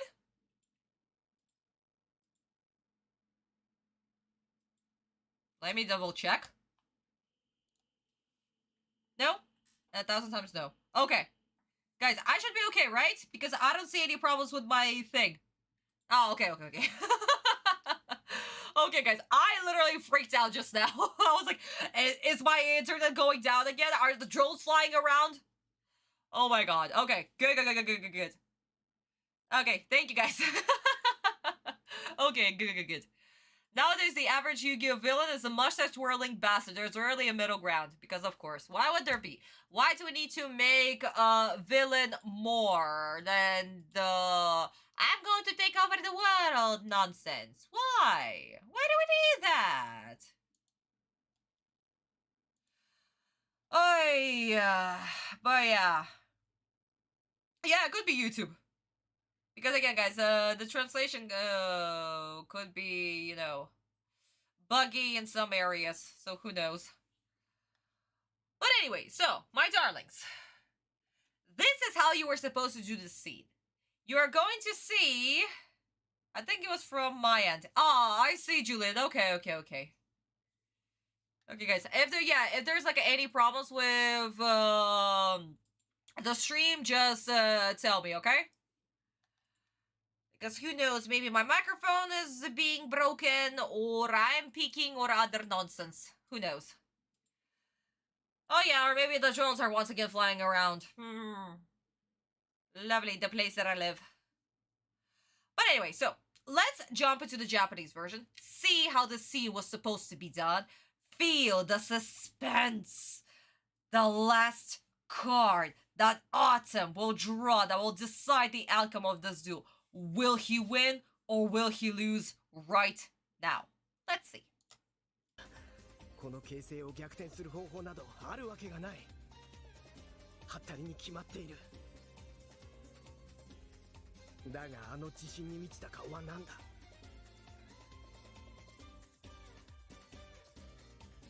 攻撃力1万1000のオシリスを倒さない限り相手のライフをゼロにすることはできないはずだけどそんなのは無理だ絶対兄様何も喋るな木馬よく見ておけ真のデュエリストの可能性というものを真のデュエリストの可能性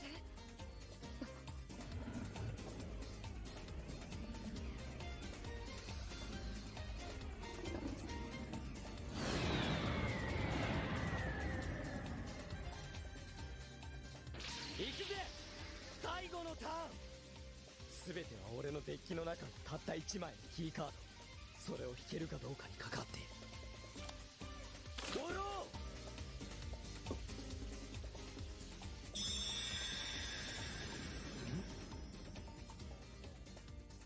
俺の勝ちだ何キーカードを引いたのかやはり神のカードは常に最も誇り高きデュエリストを持ち主に選ぶ行くぜリバースカードオープン死者蘇生死者蘇生だと俺はこのカードで墓場に眠るモンスターを復活させるバスターブレイダー竜破界の剣士よフィールドに戻れ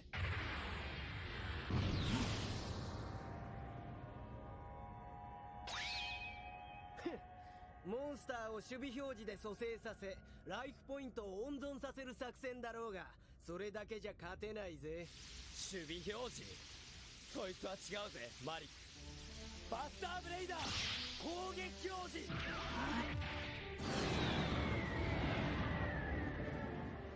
何攻撃表示だとオシリスに攻撃を仕掛けてくるというのか攻撃力1万1000のオシリスの反撃で貴様のライフがゼロになることを承知の上でかマリック俺の手の中にあるキーカードこいつが神の究極コンボを超えた無限のコンボを完成させるぜ無限のコンボだと究極を超えた無限だと何寝ぼけたことを言ってるんだ神の力を超えた無限など存在しないその証拠に僕のフィールドを見てみろLet's stop right here or else we're also going to finish this scene. But guys, do you see how it's built up slowly and slowly and slowly? And how Autumn says, I win. And Merrick is completely thrown off. He's like, wait, what? There is no fucking way. Hello? Look at my field. Oh, you're just going to bring back a monster? Whatever. Look at my field. I have infinite power. I am important. I am God. What do you mean I'm going to lose? Why the fuck are you confident like this? No, it's gorgeous, guys. It's absolutely gorgeous the way that it is written. it's actually showing how Merrick is absolutely vulnerable and panicking. He had the perfect strategy, and it is literally failing. How? There is no way. His plan always worked. Why is he failing? Gorgeous. Absolutely gorgeous. And speaking of gorgeous, I love the next few pages. So, sweeties, as we remember, what do we have? We have Merrick, literally like being, what do you mean the god's power is not infinite? Mokuba is thinking about, let me just, there we go. Mokuba is thinking about the attack points like it was in the anime, and Mokuba is like being big brother, basically, and Kaiba is like, don't say another word.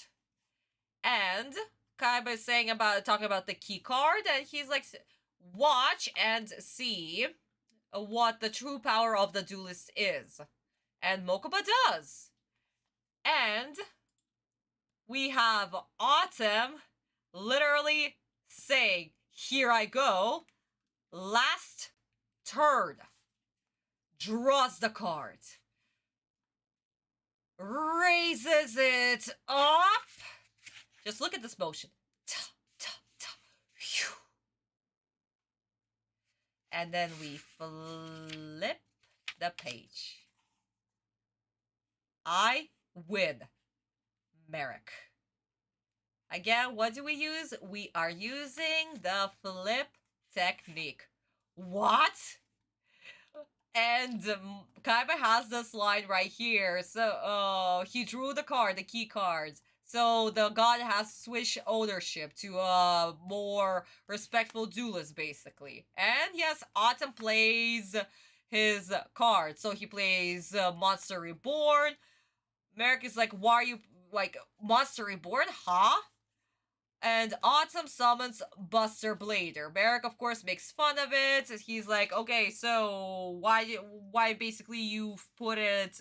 You decide to bring it back so I can finish it the next turn. Whatever, basically. And this is where... Wait, what? Oh, yeah, huh?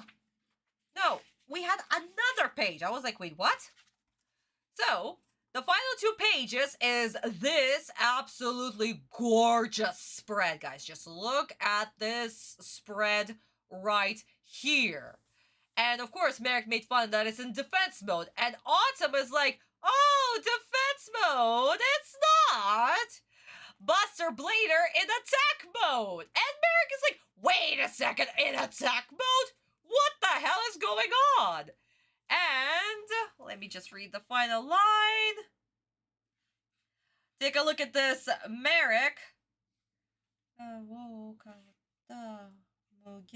Combo. This is how I'm going to show you that my power is more infinite than your infinite combo, basically. So he's like saying, I will surpass your infinite combo. I'll show the power that will surpass the infinite combo. The god's infinite combo. Yeah. So, oh my god, this is just great. And this is where we end the chapter. And we have to wait next week to continue reading. And it's like, oh my god, you cannot just end it right here. What are you talking about? What's gonna happen? What is Autumn's plan? What is in his hand? We are literally just shaking in our boots. And just be like, no! Guys, just imagine waiting one more next week for the next chapter. Oh my god. And again, the art is it's so goddamn amazing. Just, seriously, Sensei has been drawing 22 pages with his assistant's help, of course, 1 week, for 1 week. Well, technically, he does it for 6 days, but still. Oh, God. It is beautiful.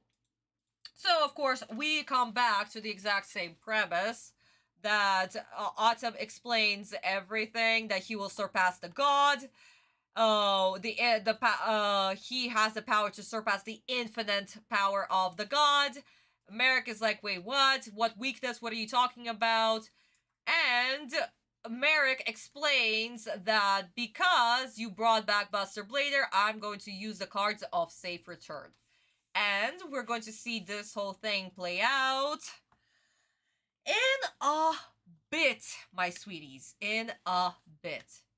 But yes, Oh, beautiful, absolutely gorgeous spread.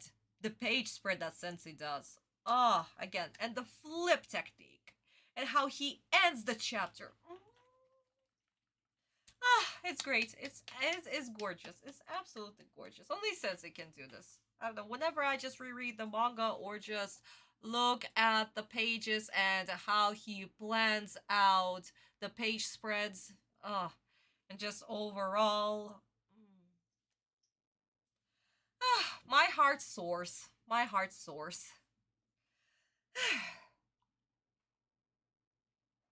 So, my darlings, please do remember, whenever you'll be drawing a manga, plan out your pages. It's very important. It's part of the process. If it doesn't follow the movement, if it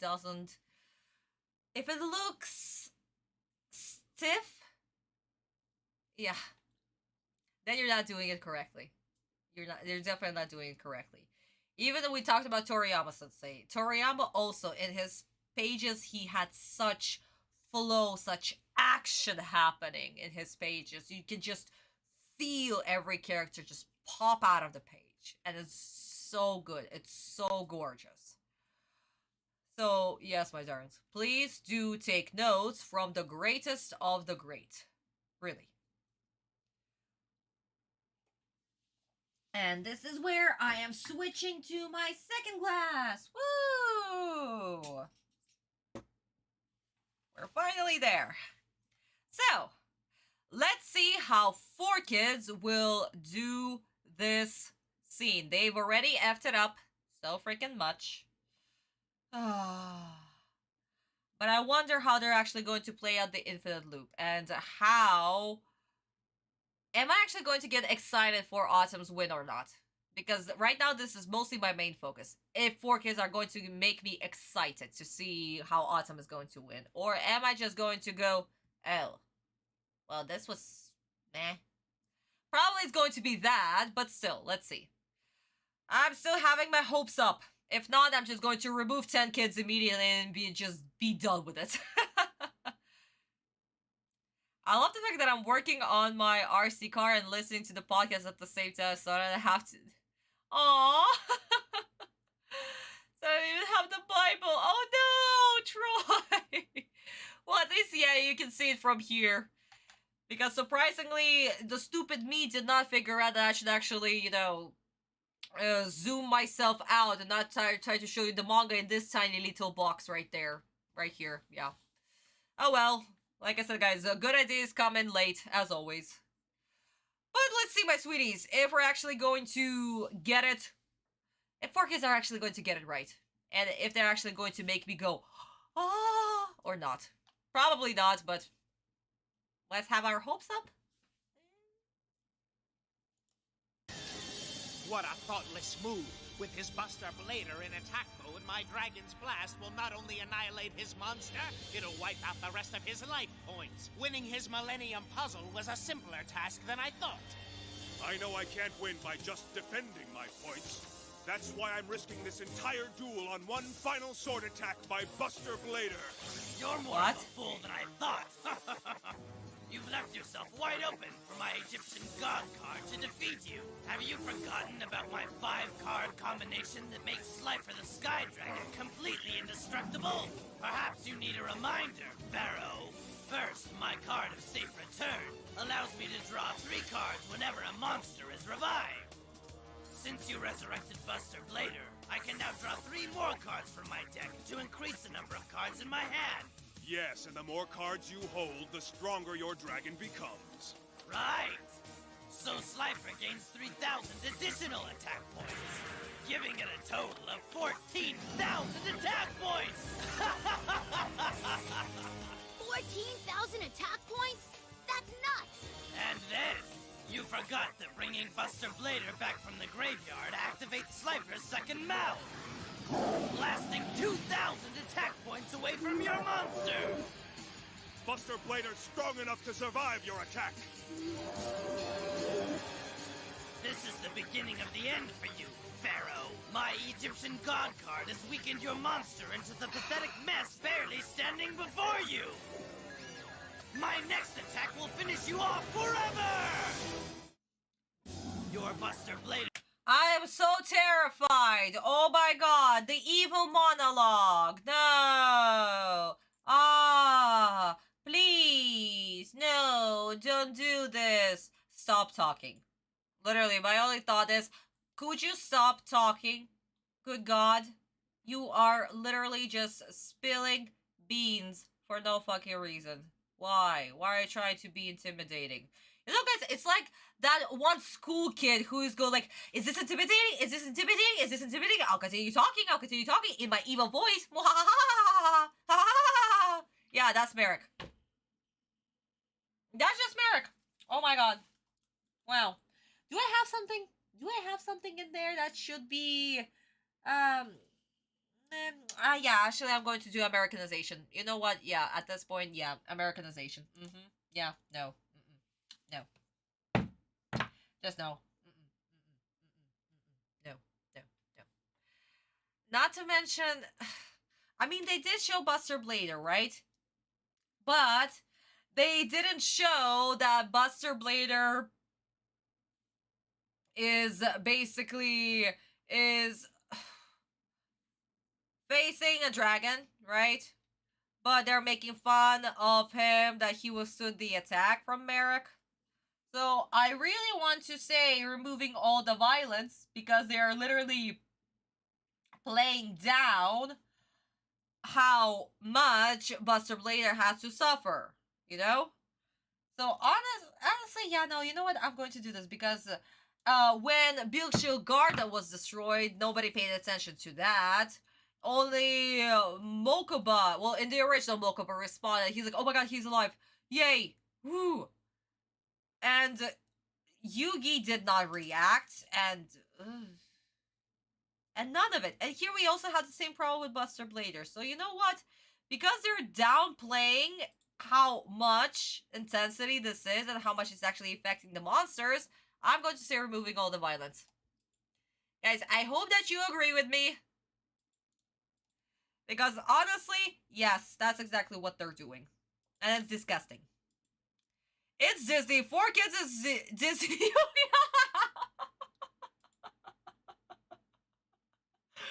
Oh my god. But even Disney had the option of showing blood. There was no problem showing blood. Let's remember the very first Disney animated movie was Snow White, and we had a very gruesome death of the evil queen. She fell down from the huge building, and vultures came to num her body, while also a boulder crushed her, okay? So that was gruesome. That's first. Second, Maleficent in Sleeping Beauty in 1950 had her stomach pierced, and we saw blood. So, yeah, no, blood was there. There was no problem. What else? Let's see. In Little Mermaid, Ursula was literally pierced through, and she was hit by lightning, and we saw skeleton. Yeah. Beauty and the Beast, when Gaston was falling off the building, we literally saw skulls in his eyes for a few seconds. And we also saw blood from the wound that the Beast sustained from Gaston. So you know what? Disney wasn't afraid to show blood. And 4Kids here are afraid to say the word kill. Wow. Kill the Beast. Kill the Beast. No problem right there. 4Kids. It's a very bad word. Shadow Realm. Let's Shadow Realm him. And Tarzan, there was actually, yeah, you're correct, Chun, because there were blood prints from the panther. Well, not the panther, the leopard. The leopard, yeah. Oh my god, yeah, no, insane. Absolutely insane. Oh, yeah, Visa, completely agree. Marlene Honey, Visa is posting the score, so if you have any questions about that, let's keep it up with Vista. She knows the score perfectly, and she's keep on posting it. Yeah, guys, no. Tarzan, absolutely gorgeous. We saw the scratch marks when the leopard scratched Tarzan. We saw the scratch marks on him. What else? not Gaston's, what's his face? Clayton! When Clayton was hanged, we saw the shadow. So yeah, no, Disney was actually, if we think about it, they were pretty dark. They were actually pretty freaking dark. And they weren't afraid of it. Well, now, Ohana means get a corporate job and move to the mainland. Also, don't forget to sell your Hawaiian land so we can build our own resort there. Thank you. And kids, yeah, never have kids. Sisters, oh, fuck sisters. Yeah, they can just do whatever. Get a corporate job. That's what Ohana means right now. I watched the new Lilo and Stitch. I regretted it. I haven't watched Disney live actions since Mulan. And I thought that maybe, just maybe this one. Because Stitch kind of looked like Stitch. I have never been disappointed in my life. I am never watching any remake again. No. Hell no. Hell no. Absolutely not. Not to mention, I loved Lilo and Stitch as a kid. And I still to this day cry when Nani sings to Lilo the song from the Last Hawaiian Queen. Okay? And when Stitch is in the forest saying, I'm lost. With the book. With the little ugly duckling book. I'm lost. I am crying to this day. It's so freaking sad. And it's the truth. Oh my god. To be honest, I made 2 mangas. The first was called Yu-Gi-Oh! I'm the Star. And that's, oh really, Yuk-chan? I see, honey. You need to show me. I would love to see it. I watched the OG movie and Saturday censored the dryer because they didn't want the kids climbing to the jail. Oh yeah, I saw that. That's true. I still have the OG version on DVD with Russian and English dub on it. But the new version that I've seen while streaming, yeah, I also noticed about the dryer. I was like, why would they change the dryer? Why is it the kitchen counter? What the fuck is, why? Eh. Because apparently kids would actually do that. You know what? After watching that scene, I knew to never climb into the dryer. What if that thing started and I could have died, okay? Oh my god. But anyway, my dears, let's get back into Yu-Gi-Oh! And let's forget about Disney. Disney sucks. Right now, Disney sucks. Bring back the dark Disney that we all grew up and loved, okay? Okay. But I would post them on TikTok since YouTube is difficult. Oh, I see you, Chun. TikTok should be okay. It's available now in Russia. For some reason, they banned it. But now it's actually okay since we're in very good relationship with China. The Lilo and Stitch TV series. Oh my god, it was such a great time. Surprisingly, the TV series were so good. Like, I watched the Aladdin. I watched Lilo and Stitch. I watched some of the episodes of Cusco and Hercules. They were so good. Honestly, yeah, no, the TV shows were actually really good. Tarzan and Jane, yeah, that was also great. Oh my god. TV series were fun. I watched some of the Little Mermaid too. Especially when Ariel, like, I still remember to this day the episode where Ariel, wanted to get legs and she met a mermaid. I think she was like Latino or something, and she didn't have voice, she couldn't speak, so she used sign language, and she wanted to sing. So in the end, when they didn't get their wish, they figured out that they can still make it work with the things that they have. So the girl, she used the sign language to sing, basically, and Ariel used her tail to dance. Yeah, that was great. I like remember this episode. That was like the episode that has such a huge impact on me, that no matter the imperfections that you have, you can still make it work if you try. Yeah, it was great. I don't know, like, this episode is like literally imprinted in my head for some reason. But yeah, guys, let's get back into Yu-Gi-Oh! Or else we're gonna be stuck here for the next 2 more hours or something. And I don't want to be stuck with 4 kids. No, thank you. Japanese version, all day, every day. 4 kids, no. Your may have survived that blast, but it's still no match for my Egyptian god card. Your reign as pharaoh is almost over, so prepare to surrender your puzzle. In my next turn, your monster and your life points will be completely wiped out! I'm afraid that there isn't going to be a next turn for you. Once Buster Blader attacks your Egyptian God card, you'll be defeated, Merrick! Now watch as my plan to slay your so-called indestructible dragon begins! Has Yugi lost it? His Buster Blader won't even scratch Slifer the Sky Dragon. If Yugi's plan works, my suspicions about how to defeat Slifer will be confirmed. Time for me to win this duel right now! I'm ready for your pathetic attack. This is it. Someone's about to lose this duel. Buster Blader, attack Slifer the Sky Dragon with your powerful blade! Watching your puny warrior try to take down my unstoppable Egyptian god card is actually quite amusing. Have you forgotten that my Sky Dragon is protected by my ultimate defender, the shape-shifting Revival Gem?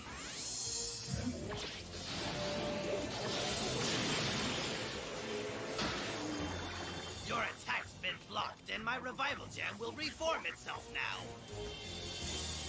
After that, I can draw yet another 3 cards, and Slifer's power will grow even greater, preparing itself to destroy you once and for all with a force more intense than anything you've ever seen! I'm afraid that it's still my turn, but before I make my next move, I need Revival Gem to revive.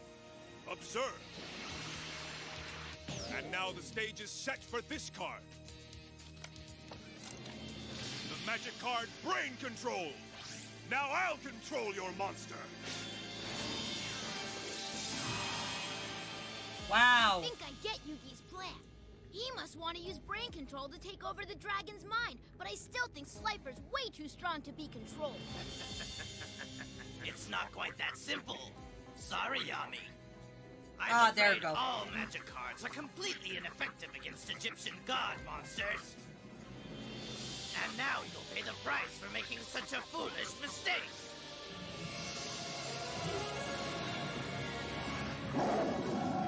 Don't be so sure. Who told you I was after your dragon? You're not? No, You Merrick, did. There's another monster on your field I'm after. And I'll control him. You literally did! My brain control card will seize your Revival Gem. What can you possibly do with my Revival Gem card?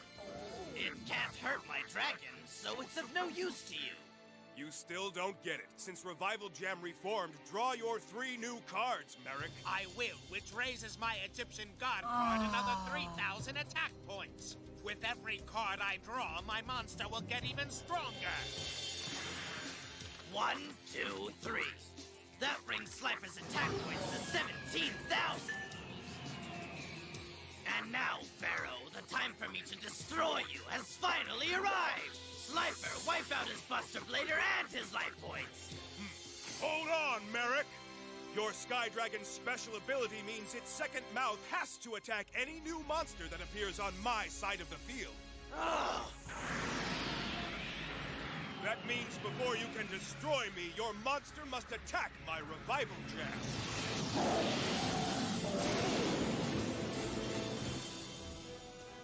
You know what happens now. Revival Jam revives itself again! And each time a monster regenerates, you have to draw 3 more cards from your dueling deck. This can't be. Whenever Revival Jam reappears on the field, my dragon automatically attacks it. And since Yami controls Revival Jam, it will revive itself on his side of the field, which makes me draw 3 new cards. Then my dragon will attack again. Each event triggers the next in a never-ending cycle. First attack, then regenerate, Wow. then draw. My Egyptian god card will continue to grow stronger with each cycle as I draw more cards. But it doesn't matter because I'm trapped. There's no way out. That's right, Merrick. Once you run out of cards to draw, you will automatically lose this duel. Oh, you... No! This can't be happening! As powerful as your Egyptian god card is, no monster is without weakness, and the Sky Dragon's flaw lies within its special ability. its second mouth attack. I have no control over my Egyptian god monster. As long as Yami's raid control is in effect, my dragon will keep attacking Revival Jam, and my Mind Slave will keep drawing cards until... No! I turned your dragon against you, causing you to use up all the cards in your dueling deck. No! That means I win. It's over. And stop. Garbage. Absolute garbage. No. No. Where is it? I need, a dialogue that changes the original message. Yugi explains or comes out with the plot for no fucking reason. That was just no. 4Kids logic immediately just because fuck that shit. I'm so done with the yada yada yada yada yada yada yada, the yap. Just never stop yapping. Like, good God. And also, the whole scene where we're like, oh my God, what's the strategy? What's it going to do? Autumn literally says, oh, look at the jab. I need the revival jab. Oh, Yugi's actually going to use brain control to take over the dragon. Even though Autumn was like, look at the revival jab. Look at the revival jab. I need that revival jab. You will never take over my dragon because it's a god card. So, you know, we need to establish that, Osiris has, like, magic cards cannot be used against Osiris. So, we need to establish that for no freaking reason. Lovely. Even though in the original that made sense, here it doesn't because Autumn already foreshadowed he's going to take the revival jam. So, yeah, lovely. That's 4Kids logic. That's just garbage. So, there we go. It's like a good and catch up, and then everybody were like surprised that Autumn took over the revival jab, even though he literally stated that. And then Merrick explained, re-explained, over-explained, and under-explained, and between-explained, and on top explained, and below-explained how and what is happening on the screen. And the whole strategy. Why did I say it like this? Because that was just that. That was just unending dialogue about the exact same thing over and over and over and over and over and over and over and over and over and over and over again, to the point where you just stop listening and zone out. Yeah. No. And I enjoy Dan Green's voice line, so thank God I get to hear Autumn more than I do hear Yugi, thank God.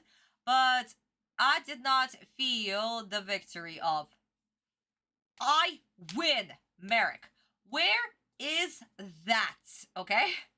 Where is that? Where we're like, oh my God, he did it. He actually did it. This is a earned victory. Oh my God, yes! Cheering, celebrate. No, I did not feel that.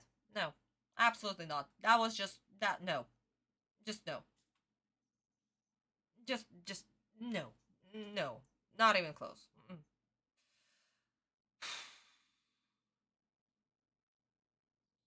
I needed that moment of, I win, Merrick! I needed that. I needed that. I want to celebrate with Autumn. No, I just felt being bricked and basically toppled by unending dialogue, and then Dan Green goes, I win! Yay! And then Merrick continues talking. So yeah, no. The timing is off, everything is off, there is just unending dialogue, and honestly, I'm sick and tired of it. And surprisingly, Autumn is not useless in this episode. Thank God. Oh my God. It's literally Autumn actually doing something. We finally got to this mode where Autumn is the one who's doing something. Yay. But guys, I why I needed this moment of I win Merrick, because this is exactly what appears in the animated version and of course in the Bible, of course. But it's earned. It's absolutely earned. It's not even over-explained by the characters. This is Merrick realizing what's going on, saying a couple of sentences, and we see it play out. Because that's how it's supposed to be shown. Not over-explaining and over and over and over and over and over explanation. That bullshit. None of it. None of it. But let me just read your comments real quick before we jump into the Japanese version. So, let's get into the bit of trivia. The highest life for attack points is shown increased to 23,000, which would have been the highest displayed infinite attack of any monster in the series. Oh yeah, that's true, huh? But then again, we don't even know because that was just displayed, and probably it's maybe definitely higher than that because Merrick basically took out his whole deck and held it in his hand, you know? If I watched the Yu-Gi-Oh series without a filter, I'd be fine. But watching of Yu-Gi-Oh on 4K, I'd be screaming like Lilo in the movie, running for my life. Oh, that's true. That is until Cyber and Dragon 36,900 attack points in episode 52 of Yu-Gi-Oh GX. Huh. Oh yeah, that did happen. I mean, like I said, guys, we don't know to what attack points did Slifer, oh my god, Osiris get. We don't technically know that because we weren't shown, but if we do the head count, it's probably like 30,000 probably. If we take out the 5 cards, that's definitely 35, and count the cards in his graveyard, so yeah. Probably Cyber and Dragon actually had more than Osiris in the end, because like, what do we have? We had that monster right there, and then we had the cards with the machine slime thing.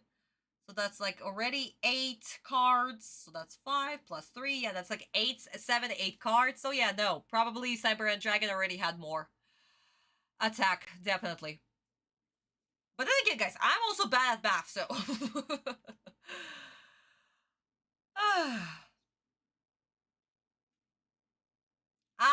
I see, Marlene, and you can tell what you're talking about. Enjoy, guys. Enjoy.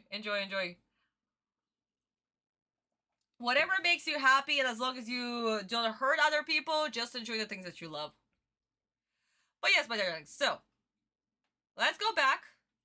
Let's see how this plays out, how it's supposed to play out, how the suspense builds, how, of course, Passionate Duelist comes in, and the satisfaction we get when we see Autumn earning his victory. It's beautiful. Let me actually go back just a little bit, because I want you, my darlings, to see this, since the explanation of the card of safe return, and other things that will happen, and the infinite loop, of course. Exactly! Yes, Vista! As long as you're having fun and it's harmless and not hurting anybody, enjoy yourself, guys. Enjoy yourself, oh my god. We all like it, we all enjoy it late. We just, I don't know. What you do, it's up to you. It's none of everybody's business. As long as it doesn't hurt anybody. Seriously. Simple as that. But okay, my darlings, let's go. オシリスの反撃で貴様のライフがゼロになることを承知の上でか。マリック、俺の手の中にあるキーカード。こいつが神の究極コンボを超えた無限のコンボを完成させるぜ。無限のコンボだと？究極を超えた無限だと？何寝ぼけたことを言ってるんだ。神の力を超えた無限など存在しない。その証拠に僕のフィールドを見てみろ。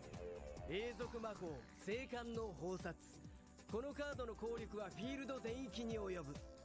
敵味方を問わずモンスターを再生させたら僕はデッキから3枚カードを引くことができるんだ。俺は今墓場からバスターブレイダーを再生させた。そうよって僕は新たに3枚のカードを引く。そして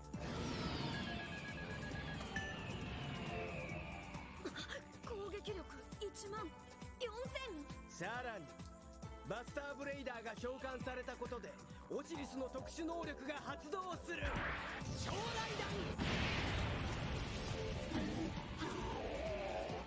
弾。耐えろバスターブレイダー。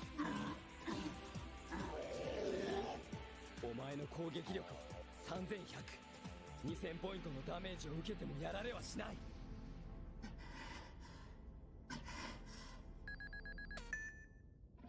なんとか持ちこた。 See, guys, what I mean? That they downplayed the effect of Osiris's attack on the monster. The heavy breathing. Autumn literally saying, you can hang in there. We got this. It's okay. I believe in you. This was downplayed. And, like, how Buster Blader screamed while withstanding the attack. We got the explanation, and we didn't have Merrick in the background making fun of, oh, look at your monster, got hurt a little, ah, ha, ha, ha, ha, ha. We didn't have any of that, okay? This is actually taken seriously. 答えたようだが、バスターブレイダーの攻撃力は1100ポイントに落ちた。それでもオシリスに攻撃を仕掛けるというのかい？今からでも遅くはない。守備表示に変えるのを許してやってもいいぜ。バスターブレイダーは攻撃表示だマリック。一体何を考えている？見せてやるぜマリック。神の究極を超えた無限コンボ。 And another thing, Merrick is like, oh my god, you don't know what you're doing. We can prolong this. It's okay. I'll let you switch it to your defense position. Like, you can skip your attack phase and then just switch it to defense position. It's fine. It's okay. You made a mistake. You're insane right now from the power that I have with my God card. Ha ha ha. I am superior. And Autumn, bitch, no. I know exactly what I'm doing. Attack Osiris. Beautiful. Gorgeous. How it's supposed to be. And even we are supposed to go like, oh my god, what is Autumn doing? What do you mean you're with your 1100 attack points, you're going to attack Osiris who is 14,000? Are you insane? Even we are supposed to go like this. Obviously, if you play the card game, at this point you already know what's going on. But when I first watched it, excuse me, I was shocked. I was absolutely shocked. Like, what is he doing? What's the plan? How is he going to turn this around? Like, yeah, for me, that was an absolutely insane move. So I even to this day, I still feel it. And when I reread the chapters, when I rewatch the anime, I still feel it. Because that's how it's supposed to be. What did 4Kids do? Random dialogue, and then the Autumn attacked. And yeah. We. 見せてやるぜマリック。神の究極を超えた無限コンボ。俺にはわからない。この状況で遊戯にかつてが残されているなんて。神の無限の力、その幻想を打ち砕け遊戯。行くぜ俺のバトルフェイス。来てみな、返り討ちにしてやるよ。このデュエル、このターンで決まる。バスターブレイダー、オシリスの天空竜に攻撃。ドラゴンバスターブレイド。何を狙ってるか知らないが、そんなモンスターごときでは神に触れることすらできない。永続トラップ、ディフェンドスライム発動。リバイバルスライムよ、神の盾となれ。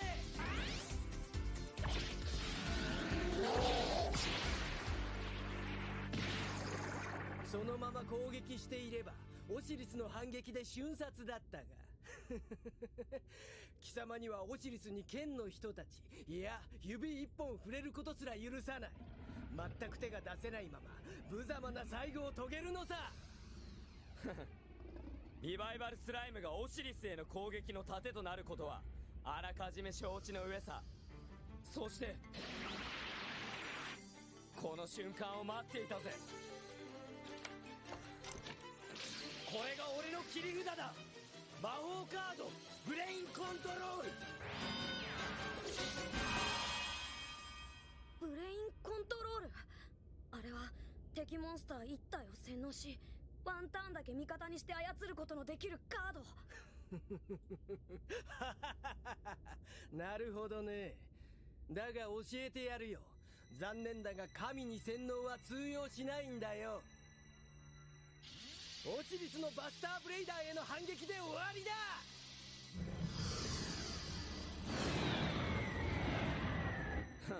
待てよマリック、誰がオシリスを洗脳すると言った？何？勘違いするな。俺がこのターンで洗脳したのはリバイバルスライム。こいつを俺のフィールドで再生召喚する。なんだと？リバイバルスライムを洗脳？さあ、フィールド上でモンスターが再生したぜマリック。永続魔法聖冠の放殺によりデッキから3枚のカードを引きな。何か企んでいるんだろうがこの後に及んでさらにオシリスの攻撃力を上げてくれるとはね。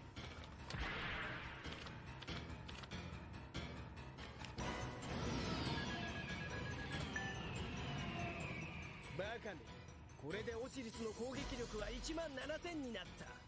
反撃だオシリス、名もなきファラオにとどめを刺せ。慌てるな。お前のオシリスが俺に反撃する前に俺のフィールドでリバイバルスライムが再生召喚されたよな。したがってリバイバルスライムにオシリスの特殊能力が発動する。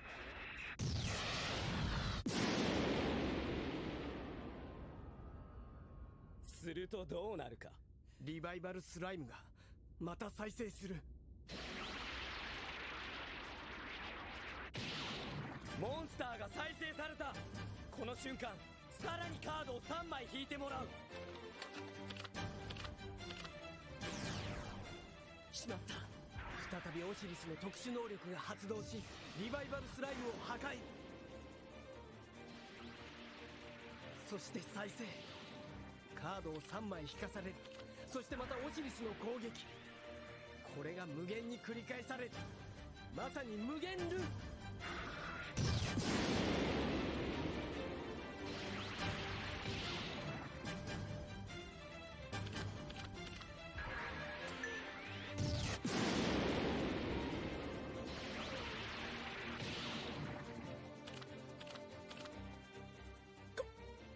こんなことが。デッキからカードを引けなくなった者はゲームを続けることができない。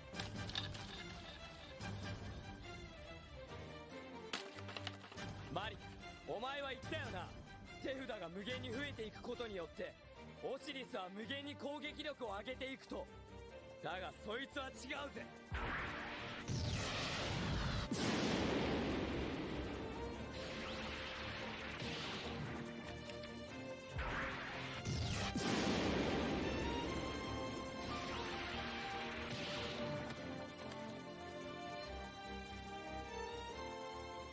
神の力は無限じゃない。デッキの枚数という限界があったのさ。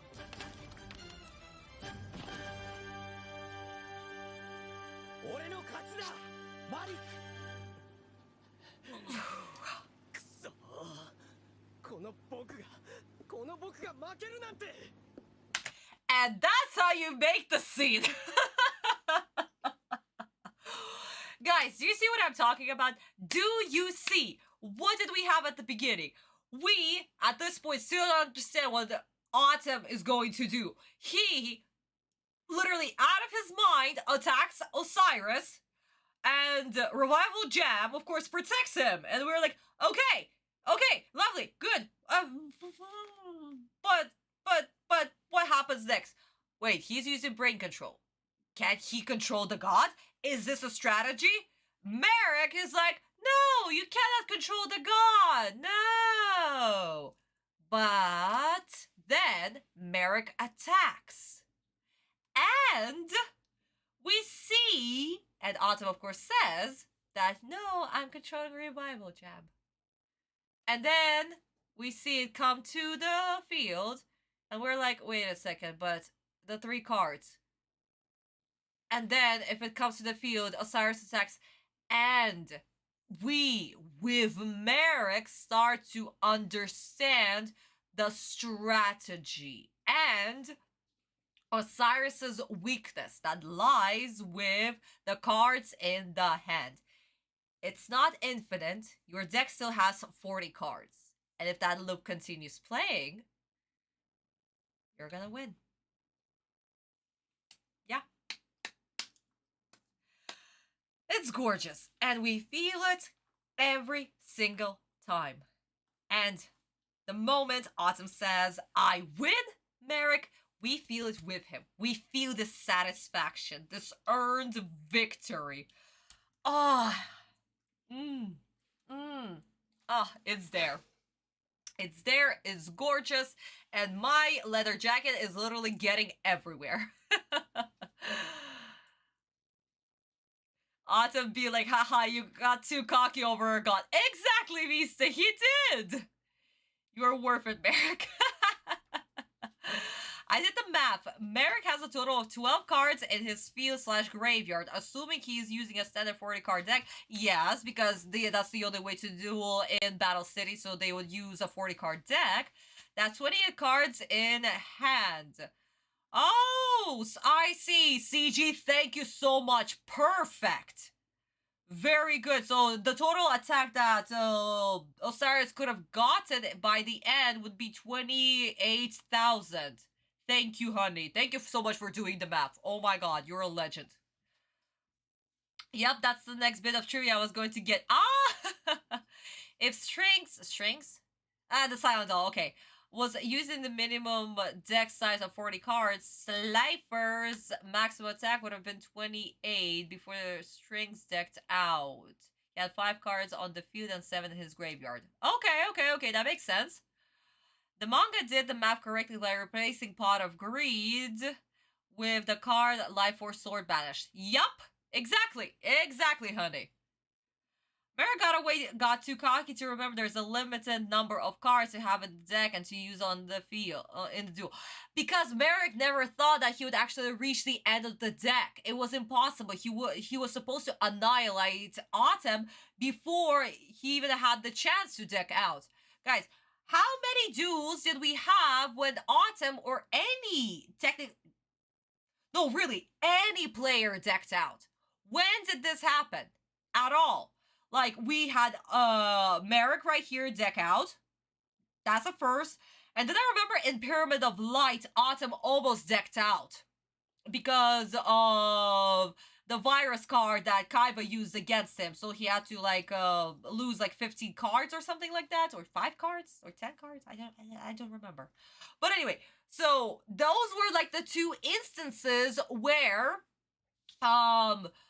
there was a chance that the player could actually get decked out. But other than that, I honestly don't remember the possibility of that, you know? So that's why Merrick got too cocky, because how would he deck out? How? There was no way. By that point, he would have definitely defeated Autumn. 1000%. But Autumn was a little bit too smart. Way too smart. And again, this was due to Kaiba's help, which we'll get to in the manga. Not very freaking, but mostly only care about getting their opponent's life points to 0. That's why decking out, this is literally the first time that we see a deck out.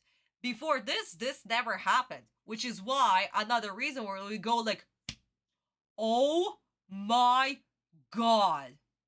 And that is amazing. That's why this is amazing. So, my darlings, let's jump into the Holy Bible. Just let me have a sip. How it was played out in the manga. Oh, actually, wrong button. Oh my god, I keep on pressing wrong buttons. I actually should have, like, hotkeys for this now.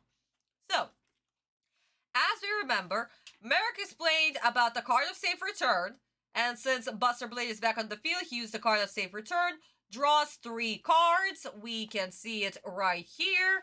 And, of course, Osiris' second mouth opens, and that means we do what? We attack Buster Blader right here. And Autumn is like, you can do this. you can still fight, even though Osiris has like 2,000 attack points. He just deals you damage of 2,000 attack points. So, Merrick is still taunting Autumn and be like, it's okay, you can switch your monster to defense position, it's fine. And Autumn, just like in the manga, well, in the anime, as we saw, he goes like, nope, it's going to attack. Why is it going to attack? What is he planning? Mokuba, just like we saw, doesn't understand what's going on. Kaiba knows what's going on, and he's like, break this illusion of God's infinity.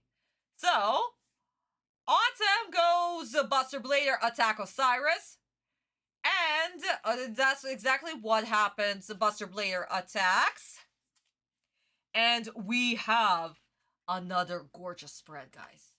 And look at this gorgeousness! It's so good! Oh my god, I love this. I love this spread. This is so beautiful. So, Mokuba is surprised there is no way can he defeat the god. Yada yada yada. Merrick is like, God's power is infinite. And of course activates the revival jam, you know? Because he's like, okay, you forgetting something, you're forgetting about the revival jam, blah blah blah blah. And of course, Buster Blade is cast through a revival jam. We get reminded of the revival jam special ability. Merrick is taunting him, and Autumn is not phased, and he's talking about his trump card. And as we know, it's the brain control. Merrick reacts, of course, very surprised, and to what degree? He starts laughing. Just look at this face right here. Oh my god, and the ha ha ha ha ha. Basically, yeah, he's like, oh, you lost your mind. There is no fucking way. You want to control the god? Sorry, break it to you. Ha ha ha ha ha. Who said I'm going to control the god? What? The one that I'm controlling is Revival Gem.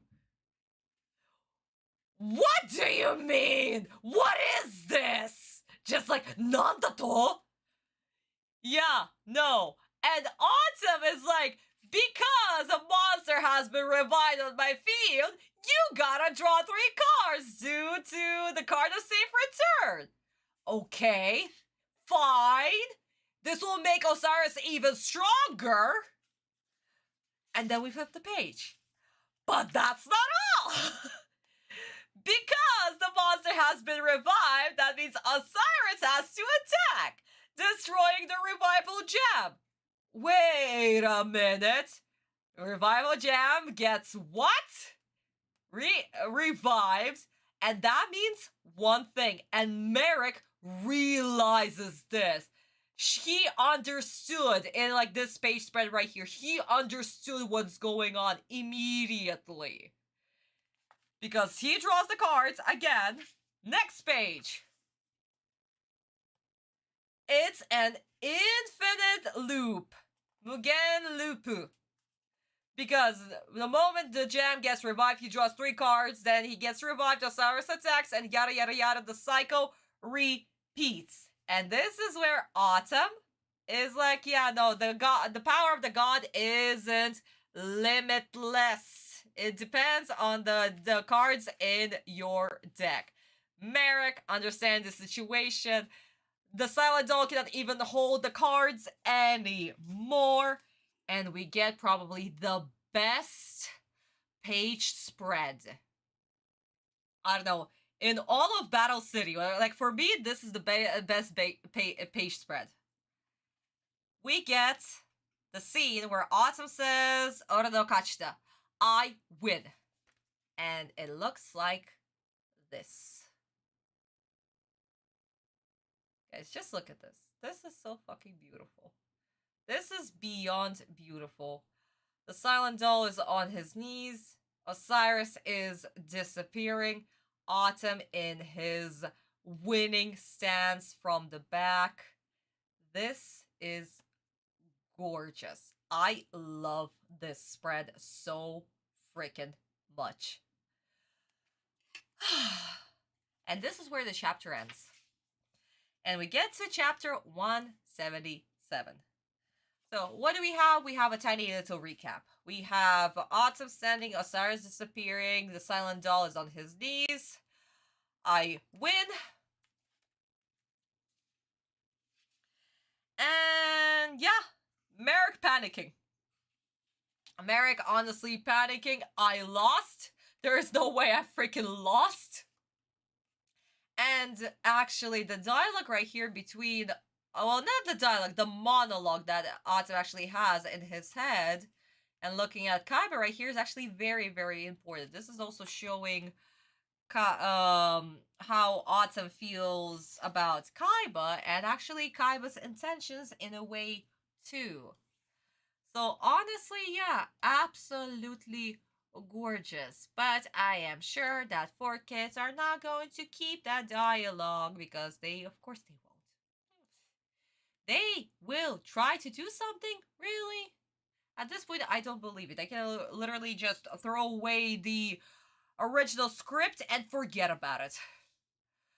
But it's just so important that even Autumn in this way sees Kaiba in a different light. But once we'll get to the scene in the Japanese version, we'll talk about it. But for now, yeah, very important scene, and for Autumn's development, and again, just to explain Kaiba's motivation. So yeah, no, honestly, great, love it, beautiful. But we'll get to it once we'll get to it.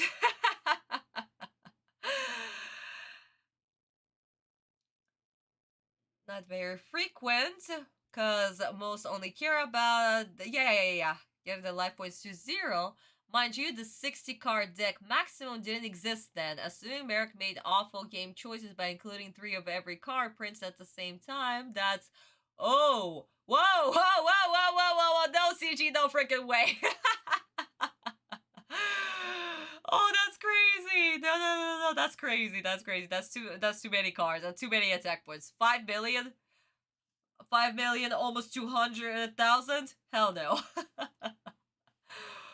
But yeah, no, definitely, because the only way, because of the dual disc. The dual disc shouldn't be able to operate if it has 40 cards or more.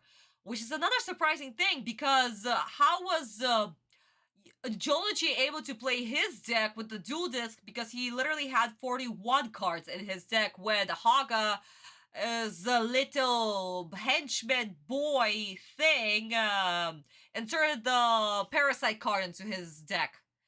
So yeah, definitely Merrick did not play 60 card deck. Definitely no. And plus that wasn't heard of. It only had, like, we always knew that the deck was supposed to have 40 cards. And Sensei emphasized that. So the funny thing, I'm editing with the double duo with Kaiba and Autumn versus the Musk duo. So for a bit, I heard the audio from 67 and 73 at the same time. Aww! I see, honey. Yeah, no, I'm so excited to also get into the duel against the Sun and Moon. I really like this duel. Not because the duel is, well, of course it's awesomely written. There is no question about it, because Sensei never writes a bad duel. But more importantly, Kaiba. That duel was for Kaiba to understand the power of unity and how comfortable, well, absolutely uncomfortable at the beginning, but how in the end he understood the idea and how to work with Autumn and what that power means. And it was also, like, one of my favorite episodes was also animated by Hirayama Sensei. Like, the Kaiba's expressions that he had, that was Hirayama Sensei's animation. It's just... Anyway, we'll get to it once we'll get to it. I've also summoned 0 attack monsters and attack into Slifer-sized monsters in IRL tournaments. My opponent never stopped me because they think I'm dumb. I never have. No way, CG. That's crazy. 0 attack. That is insane. No way. Oh my god. But seriously, like attacking Osiris, like I love, and by the way, guys, I love Osiris so much. I still go by the original rules. I don't know how he operates in TCG, so just for me, attacking Osiris like this, and if he doesn't have normal attack points, that is honestly terrifying. since it doesn't, yeah, 4Kids always suck. That's why we literally scream at them 3 times a month. Yeah, there's no freaking way not to scream at them. But anyway, my sweeties, I guess this is where we can, well, not technically finish 4Kids, but we're close to the end. Because we're still going to have our little dialogue with, Mokuba getting the God card from Merrick's deck, as well as Merrick announced that he's just going to maybe 100% definitely kill his friends. Well, Autumn's friends. Yugi's friends. Both of their friends, you know. But yeah, no. Well, a scene that reminds me of Silent Magician effects. I guess, yeah. Oh my god, Fallen Honey, welcome to the stream, my love. Welcome, welcome, welcome. So happy to see you. You've made it to the end of the stream, honey. I already had my huge rant about 4Kids and how they ruined Osiris, how they ruined Merrick, and actually Kaiba. In most of the cases, it's Kaiba. But surprisingly, Autumn actually figured something out by himself. He became a big boy this episode. He's actually a big boy. But yeah, Fallen, welcome to the stream, honey. Welcome, welcome, welcome. Okay, my darling, so let's see how much we'll play from this episode. And, well, probably we're going to stop before Merrick will start ranting about, I'm going to torture your friends just a little bit. I look at them. I see them very well. But yeah, guys, let's go. It can't be! How could I lose with an Egyptian god card in my deck? You okay, Yami? You may have defeated Slifer, but I hold another Egyptian god card, a much more powerful one! Wow.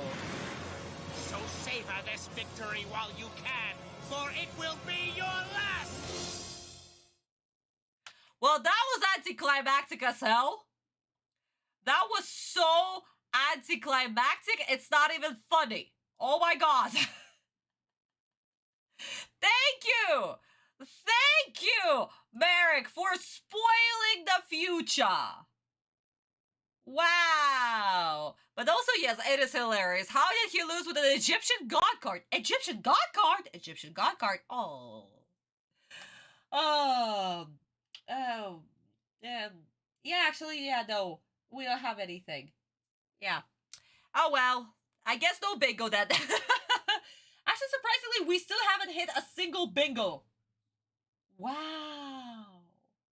Guys, could it be the day that we won't hit a bingo? Could this be the day? Yugi won the duel! What a totally awesome comeback! Hand over your Egyptian god card to Yugi. Tournament rules. Come on, snap out of it. I mean, no one likes to lose, but rules are rules, you know? Hey, don't be so hard on yourself, mister. It's just a game. Oh, there it is. Slifer the Sky Dragon's awesome. I wish Seto and I could keep it. But as commissioner of the Battle City Tournament, I have to hand this card over to you, Yugi, and you earned it. And that's not all. You get his locator card also. Just don't get too attached, because my brother's got his eye on that dragon too. So watch out. I must be careful with this. Why?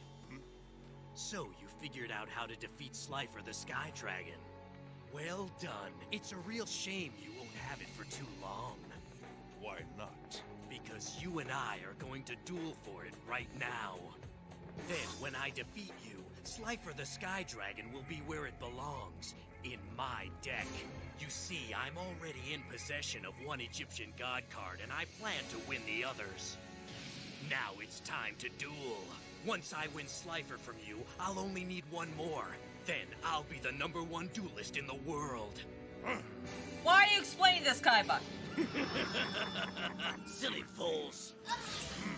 I've had enough of your mind tricks, Merrick! It's time for you to show yourself! Why? Not to worry, Pharaoh. You'll meet me sooner than you think. I'm on my way to Battle City as we speak. Once I'm there, the next phase of my plan begin. I assure you the power of the Pharaoh will be mine. My loyal mind servants are preparing for my arrival right now. Where are they, Merrick? I have rare hunters everywhere in Battle City. And I can see all. I see the Millennium Puzzle that will be mine. I see a defenseless city waiting to be conquered. And I see potential mind slaves in every crowd. I'm always searching for new servants to add to my army of rare hunters. I wonder who'll be next. Ah, man, I was this close to kicking Kaiba's butt in a duel. So why did you look so relieved when he had to suddenly take off? What? I'm not afraid of that punk. Oh, right. So tell me, Pharaoh, which of your friends... No. No.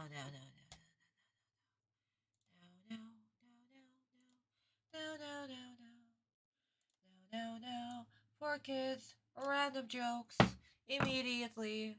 The moment I see Jonachi and we have this stupidity happening. Also, all of Merrick's stupid ass monologue right here. I see potential mind slaves. Why? Just why? Oh my god. This is the least intimidating thing that I've heard. Good God, that is... Oh, we hit a bingo. Guys, Yamino game! We actually hit Yamino game! Yes! We got it. We fucking got it. Oh my god. Okay, is there a mute button? Merrick's monologue is distracting me from... You know something? Forkis Merrick reminds me of those Pokemon trainers who use nothing but legendaries are... Yeah! He is! He's so stupid! Guys, why is he so stupid? This Merrick was supposed to be intimidating. I am not intimidating. I just think that he's dumb. Can I say so? Like, I actually no. You know what, guys? I am bringing back the most annoying change. Like from my other bingo card. I actually need to put it in the main one because wow. Today, I am mostly annoyed by everything that actually no, I am mad. I'm still very mad, but mostly I'm more annoyed than anything. Which is usually a surprise, because my annoyed level sounds like, I don't know, 5 minutes? Okay, fine, 30 minutes. But then I get extremely mad. Today, I'm just mostly annoyed. Oh my god. Guys, you know what? Let's actually wrap up this 4Kids episode. Let's actually wrap it up. That would make this series even better. What would Troy Honey? Also, do I need to send a gift? Surprisingly, Cat, not yet. Not yet. We still haven't hit the negatives. And I was literally saying at the beginning, maybe today we will not hit the negative. Who knows? Let's pray. This could be the chance. If it wasn't the fact that we already know who the villain was, it would have been better for them to keep his identity safe and use a voice changer as well. I mean, they're still using the voice changer, and we still don't technically don't know his identity. Well, the main characters don't know his identity, how he looks like, you know? So, like... But we know. Yeah. All of it is garbage. You know what? All of it is garbage. 4Kids is garbage. Congratulations. Nothing new was learned today. Legendary Pokemon versus Focusashrata with Endeavor and Quick Attack. Huh. That'll be hilarious, to be honest. But yes, my darling. So, let's actually finish 4Kids real quick.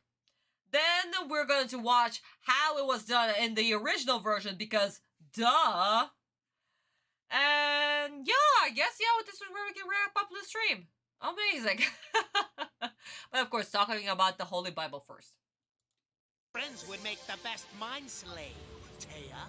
Joey, perhaps? You leave them alone! Understand? I'm warning you! Well, it appears I've hit your sensitive spot, haven't I, Pharaoh? Perhaps I can use your friends to get what I want from you, namely your puzzle. And the Egyptian God card you've won. I told you, leave my friends out of this! Or else you'll what? Your friends are meaningless to me. Besides, I have nothing to lose, and the whole world to gain! Do not test me! If any harm befalls my friends, you will regret it, Merrick. They did nothing to you, so you settle your score with me! You know what? Actually, America's right. Or what? What are you going to do? Autumn, what are you going to do? Seriously. Just tell me what you're going to do. Use gorgeous voice of Dad Green against him? Because... Or actually try to do something like you did in this episode and figure out a strategy?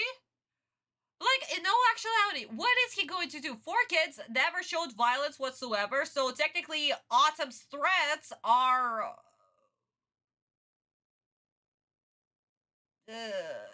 Autumn's threats are like the wind. They mean nothing.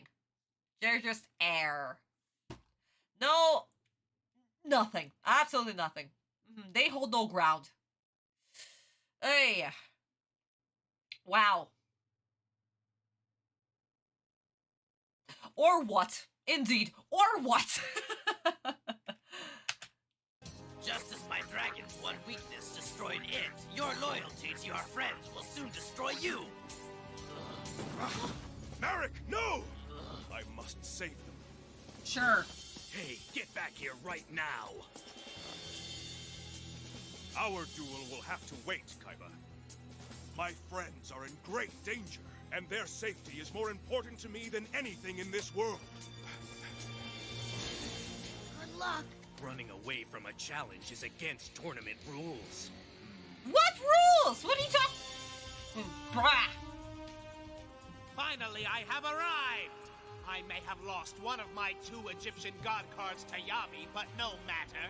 With the power of the Millennium Rod in my hand, and his precious friends at my disposal, I'll get everything I desire. I gotta find my friends before Merrick gets to them! Ah!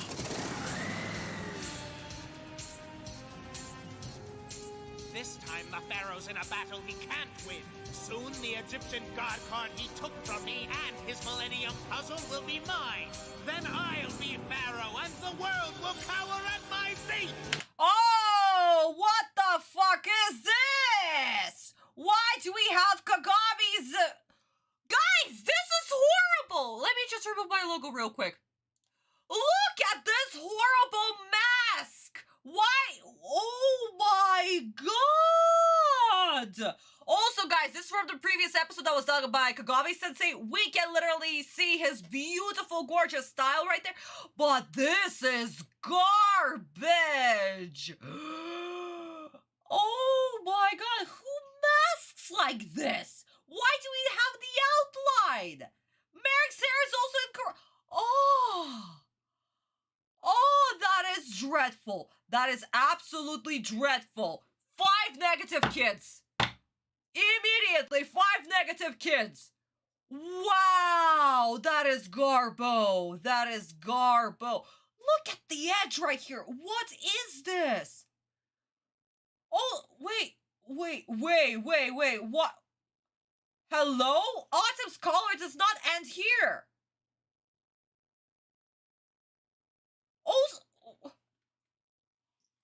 Oh my god. Oh god. Oh no, wrong thing. Where's the monitor? Oh my god. Okay, so first off, a random screen edit. Garbage. Absolute garbage. And Yugi for randomly appearing at the end. Yugi inserted into the plot for no freaking reason. Why do we have Yugi's inner monologue? I gotta save my friends! I gotta save my friends! Shut up, Yugi! Oh my god, I totally forgot that you existed for a second because Dan Green was actually doing lines for Autumn like he was supposed to without you interfering. Oh, that is dreadful. Oh, disgusting. Oh, no, guys, seriously, this is the worst edit. By far, this is the worst edit right there. Oh my, why didn't the 4Kids bingo appear immediately? What? What is going on? Guys, did you see the 4Kids? No, it didn't. So yeah, guys, I literally inserted, let me just go back. Yep. Yugi inserted to the plot for no reason. Yeah. That's the one I did added, and also random screen edit right there. Yeah. What? Okay, what is going on with my thing? Hello? Even my bingo card is being like, you know what? I'm done for today. I'm done for today. Okay, guys, I'm sorry. This is hilarious. So, as I was saying, a random screen edit, and Yugi inserted into the plot for no reason. Wow. Even my bingo. You know what? I'm done. After this shot, I am done. 3? We got 3. Oh, yeah, we got... Guys, well, how did we get bingo? Last 5 minutes of the episode, we got our bingo. Congratulations. Triple Yamino game. My cousin can make a better edit than that, and she's 9. Good God. Yeah, no, guys, this is just no. This is just a no. This is just a no. Okay, let's finish this. We had like, I don't know, 2 seconds left. What Merrick was saying, I don't know. The Egyptian god card he took from me and his Millennium Puzzle will be mine. Then I'll be Pharaoh and the world will cower at my feet. Yay. Congratulations, Merrick, you suck.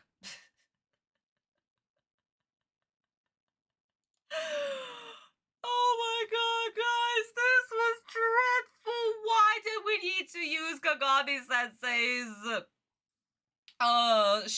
frame from the previous episode to symbolize the whole Merrick versus Autumn thing? Why do we need that? It's already understandable. We're not that stupid, okay? And also, whoever edited and did the mask right there, oh my god, fire this person. Fire this person. This was the most horrible mask that I have seen in my life. And I've seen some disgusting masks. I mean, I've been editing and creating IMVs since, I don't know, 2009, so hell no. A lot of kid YouTubers and even us when we were young and teenagers and doing stupid shit, we did even better masks. And guys, this is a company, this is a corporation that actually did this shit, and they somehow got away with it. And yet we, the IMV creators, get flack for, oh my god, I see a tiny little pixel in this corner right here. Uh-oh, you're a very poor masker. Wow, 4Kids did this shit. Can we kill 10 kids and 5 because that's garbage I just literally threw up? You know what, guys? Yeah, actually, let's do that. Vista Honey, remove 5 more kids. Remove 5 more kids. Fuck it. I'm done. I'm done with 4 kids. Oh my god. A multi-million corporation did such a horrible mask, and they got away with it. F me. Jesus. Or in this case, Osiris, the god of underworld, please take me and judge my heart, because I don't want to live in a world where that shit just flew by the radar. It's 2011 for me, Aniki, how they got the job. Yeah. Oh my god, I would cover Yugi for the 4Kids mouth if he spoke in Atsu's Yugi. Yugi, okay. For 4Kids mouth, if he spoke in Atsu's mind and say covering his mouth, Yugi, I have to take you up to a psychologist. You better keep quiet because you look pretty. Oh my god, Yugi-chan, no. Oh. But anyway, my darlings, let's wrap this up and talk about the manga version real quick. And again, once again, see the little differences, because, well, they're not so little, but yes, there are differences.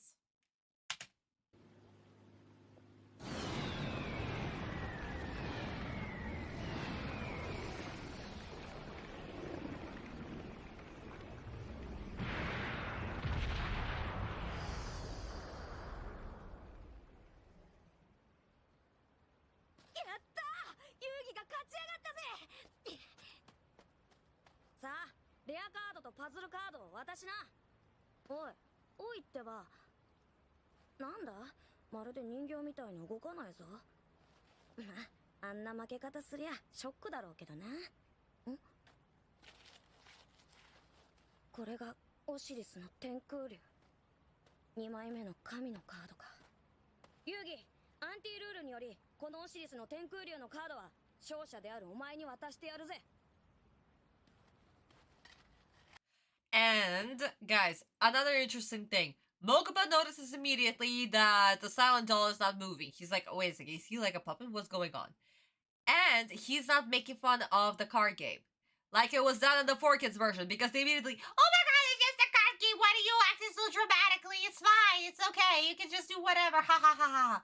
We didn't have any of that, because all of this is taken seriously. This is part of the story, it's part of how this whole system works, basically. So, why would you make fun of the tools that you use? It's the same thing as saying, oh, why are you acting so dramatically? I just, I don't know, fired a shot at you with my AK-47 or something like that. It's fine, it's just a gun, you know? Same thing. Like, hello? But of course 4Kids had to ruin that, because of course that they did. Somebody must have lied on their resume for that edit to happen. Oh, Cat, seriously. Okay, the overage were using Call Me, they say we're down to 20 kids. Oh, Julian. Oh my god, I guess 4Kids Kaiba is not sponsoring our orphanage of kids anymore. No. Oh, what are we going to do? Where are we going to grab even more kids to send to the Shadow Realm?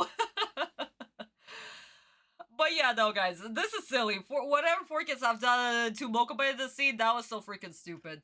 This is serious. And of course, Mokuba also saw that Osiris is a powerful card. It's a god card. Hello? But yeah, no, let's make it not a big deal, because nothing in 4Kids universe is a big deal. And it shouldn't be a big deal to you, my beautiful watcher, as well, because apparently, why would you care about something so important as a card game? Don't forget to buy our merch, by the way. Don't forget to buy our merch. We need the money. ほらよ、パズルカードも受け取りな。だがな、オシリスのカードはすぐに兄様のものになるだろうぜ。これが神のカード。遊戯、これで貴様も選ばれし神のカードの所有者。俺にとって敵とは常に最強でなければ気が済まない。海馬でなければ貴様を倒す意味がないからな。まさか兄様はこの場で遊戯とデュエルを。遊戯、分かっているな。バトルシティではデュエリストが対峙するとき、そこが戦いのフィールドになる。デュエルだ、遊戯。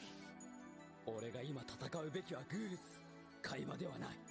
だがやるしかないのか。遊戯まだ神のカードに未練があるのか。諦めが悪いぜマリック。なーに、神のカードはすぐまた僕の手に戻る。それほど深刻に考えちゃいないさ。それより一つ言い忘れたことがあってね。僕はじきにドミノ町に到着する。同時に進行させていたある計画のためにね。ある計画。今僕には3つの景色が見えるんだ。一つは人形の目を通して見える貴様の姿。もう一つは近づいてくるドミノ町の景色。そしてもう一つは街の雑踏。これはドミノ町に放ったレアハンターの視点だ。くそー、もうちょっとのところで会話をやっつけられたのによ。そんなこと言っちゃって本当はホッとしてたくせに。なんだとアンズ。図星ね。お前の仲間が見える城之内というデュエリスト、他に数人。城之内くん、みんな。貴様の仲間を引き込めば神のカードは簡単に取り返せる。グールズのレアハンターは貴様の仲間をずっと監視していたのさ。いつでも利用できるようにな。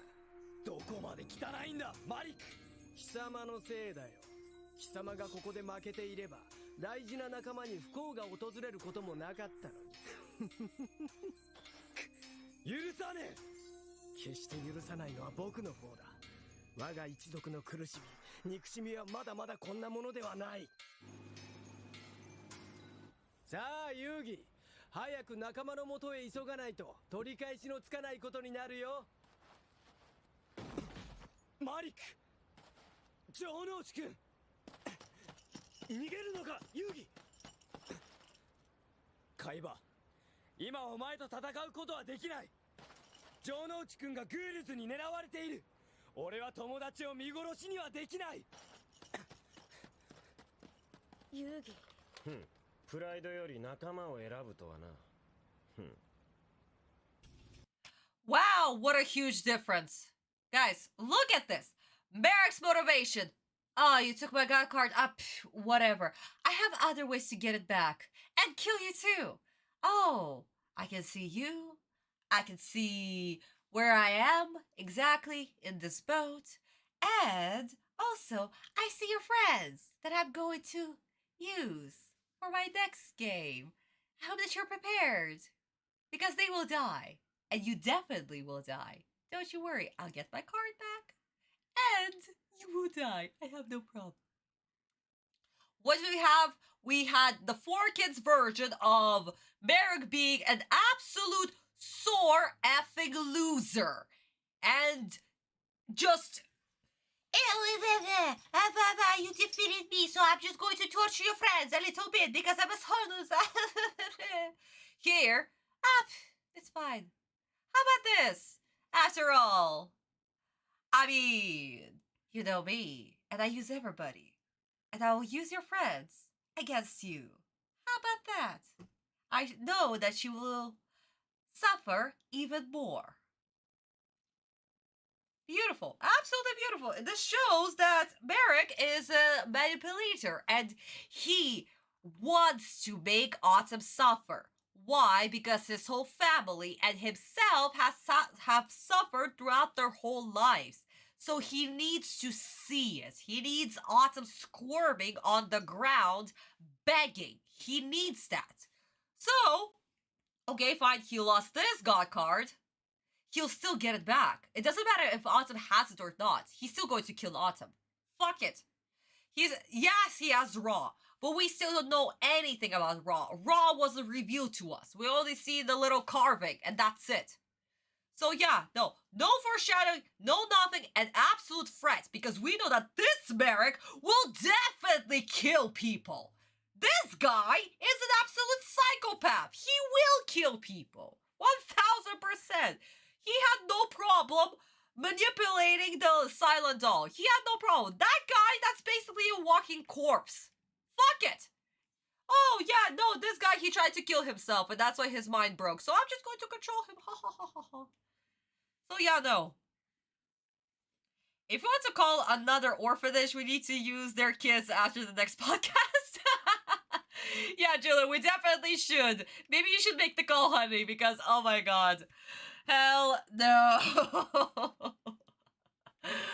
Oh, but yes, we need more orphanages. That's true.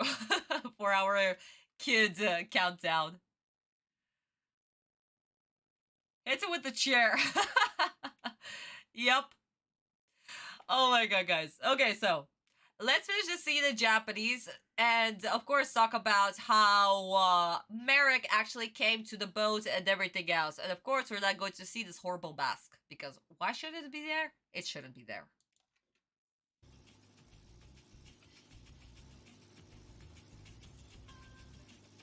オシリスの天空竜はすぐに奪い返す。僕の持つ千年ロッド。こいつの力で貴様の仲間を手駒にしてな。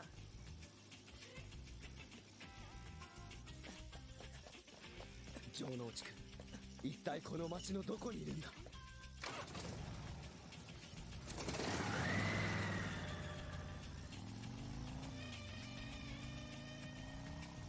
死と破壊の神。太陽神ラーの眠りしデッキよ、我にファラオの力を。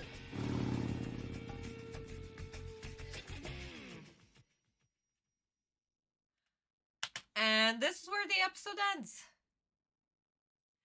beautiful. Autumn freaking out, trying to find his friends, and he knows that the city is so freaking big. As we remember in the previous episodes, the characters kept on saying that this city is so big there's no way we can find anybody. Just guys, imagine, I don't know, running through all of Manhattan, excuse me, trying to find your friends. Just imagine this. That's not gonna, no, there's no freaking way. Or like I lived in Los Angeles, so I just cannot imagine running through all of, basically like, okay, let's just take Hollywood, East Hollywood, West Hollywood. Just even through all of that on foot? Hell no! Absolutely impossible. But then we had 4 kids who were like, we searched all over the city for like 2 hours and we couldn't find him. What did you search? One district? Oy. But anyway, so. Why? No. Okay, guys, I actually need hotkeys for this. I need hotkeys for this. Hell no. Like, after I go on my vacation, I'm definitely setting up hotkeys and getting everything done and reorganized in the OBS because I keep on clicking on the wrong things. And this was before anyone... Yes! This was exactly before anybody has a cell phone. That's true. Like, even for Anto to have a cell phone in the series, that was so rare. That was extremely rare. Like, oh my god, I got my first cell phone back in America, and that was like, I don't know, in 2009-ish? Yeah, no, my mom just had to take my word for it. I mean, what did I do? I only went to the library to read more manga or read books. And the other place that I would go to was my friend's house. So my mom would just call my friend through the landline phone and be like, yeah, she's there. Otherwise, yeah, no. Yeah, no, either she's okay or I have a less mouth to feed. That was my mom's stance. Childhood, I love it. If my sister went missing, that would have been a different story. But if I went missing, less mouth to feed. And my sister is 5 years older than me, so... But anyway, sweeties. So what do we have? We had Merrick be like, no fucking way, I lost. And of course, Autumn winning, and the interesting thing that was missing in the anime is Autumn's monologue. So, Autumn's is literally, there is no way I could have won if it wasn't for Kaiba. Autumn actually acknowledges that without Kaiba basically cheering for him, there was a chance that he probably wouldn't have gotten up and continued with the duel. So yeah, this actually is a very important seed right here. This shows that Autumn looks at Kaiba differently now, because we remember we last saw him in Duelist Kingdom where Kaiba puts his heart back together, and Autumn is seeing how Kaiba has changed. And Kaiba, of course, even though he doesn't realize it, this is still exactly the same thing. Kaiba is over here like, yeah, the god has chosen you, and my opponent could only be the one who can be chosen by the god. You're a worthy opponent. Can we be friends? Can we be friends is of course added by me. But Kaiba realizing, again, because Kaiba is so obsessed with power, he's still at this point is so obsessed with power, if he has a powerful opponent and if his opponent is as powerful as him, this is what makes Kaiba hard. But honestly excited. This one makes Kaiba very excited and he wants to crush this opponent. And Autumn was the only one person he couldn't win against. Of course, if we don't count Pegasus, because Pegasus used the power of the Millennium Eye, so basically he cheated in Kaiba's head. But Autumn did not cheat, ever, throughout their duels. So, for Kaiba to win against Autumn is super important, and since Autumn is now as powerful as Kaiba with the God card, Yeah, no, Kaiba is so freaking excited. My arch rival has a god card. I will crush him. Ha ha ha ha ha. But yes, so what do we have? We have Mokuba interacting with the silent doll. The exact same scene plays out. He's like, yeah, can you hand over the god card? Oh wow, he looks like a silent doll. What the hell? I guess the pressure got to him. So Mokuba picks up the god card. And again, guys, this is the first time that we see the god card. And we also see it through everybody's perspective. So we look at the card. Mokuba, as the committee, Battle City committee, hands over the card. Autumn is also putting on the cape. Because remember, Autumn dueled without the cape, right? So Autumn is putting on the cape. And Mokuba is like, don't get attached to, like, in this line actually, don't get too attached to it because this card will belong to my big brother. Ha ha ha ha ha. And Mokuba over here is also talking about the locator card. And just look at Autumn's face when... Can you focus, camera? Camera, focus? No, it doesn't want to... Okay, okay, this is... okay, this is the best that I can focus, guys. I apologize. But just Autumn's face is like... There you go. Here's your locator card and the god card. Thanks. It's so funny. Like I said, Autumn had so many expressions in the manga. It wasn't just so stoic. This was just him being... This is just him react to, like, the small interactions. Like, wow, you're making a whole scene out of giving me the 2 cards. That's swell. Thanks, kid. I don't know. It is so funny. I absolutely love Autumn in the manga. But yeah, no, Autumn looks at the card, so this is the god card, because again, this is the first time that we see it, and this is supposed to be the strongest cards in all of Duel Monsters. So, what do we get? We get this beautiful shot of Autumn holding the god card and basically like, I am in the possession of the gods, and we have the exact same monologue with Kaiba. So Mokuba realizes that, okay, my brother has a god card, Autumn has a god card. That means that, yes, my brother is actually going to duel. They don't even have a dialogue. There is no dialogue exchange. Kaiba just walks up to Autumn, and Mokuba is the one who realized that these two are literally about to freaking duel. There is no dialogue, nothing, no exchange. These two already know what's going to happen next. It's gorgeous. It's gorgeous. And what happens? Oh my god, they're about to duel. The tension is growing. Flip the page! And of course, the silent doll wakes up, Autumn reacts, and the silent doll explains that I have 3 visions. I see you, I see the road ahead of me, and as we remember, Merrick is already on his motorcycle. Merrick, riding a motorcycle, was dueling against Autumn. At this point in the manga, he already arrived to Domino City, and he was on his motorcycle. That's another difference. In the anime, we had him still on the boat. Here, no, this asshole is I don't know how he did it. Riding a motorcycle and dueling? It's insane. So yeah, no, Merrick is actually freaking awesome. Absolutely freaking cool. And this is the early concept of what? Yu-Gi-Oh! 5D's, card games and motorcycles, because that's literally what Merrick has done. He was riding his motorcycle while playing a card game, controlling the silent doll in his head. Amazing. But yes, so and of course, he's talking about the city, that the third view is the city and particular people that he's looking at right now. And Yugi realizes who he's talking about. He's talking about, of course, Judge-kun and Mina, the others. So, of course, Autumn is pissed. Merrick is literally saying that, yeah, I'm just going to use it for my little game in the future. So, you better hand over your god card and basically die. Autumn realizes that there is a huge chance that his friends are actually going to die.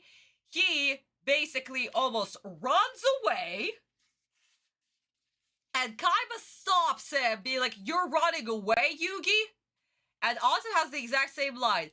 "Yeah, I know you want to do me that, but this is not the time right now. My friends are in danger." And he runs away. And Kaiba's like, "Oh, you've chosen your friends over your pride. Fine." And he kind of also gets it. That's another thing. At this point, Kaiba also kind of gets it. So, what do we have? We have Autumn literally running through the city. I think he said how big it was. Jonochi-kun. Machi no do ni ironda. Where are you in this city? That's what he said. And Autumn continues running until he stumbles upon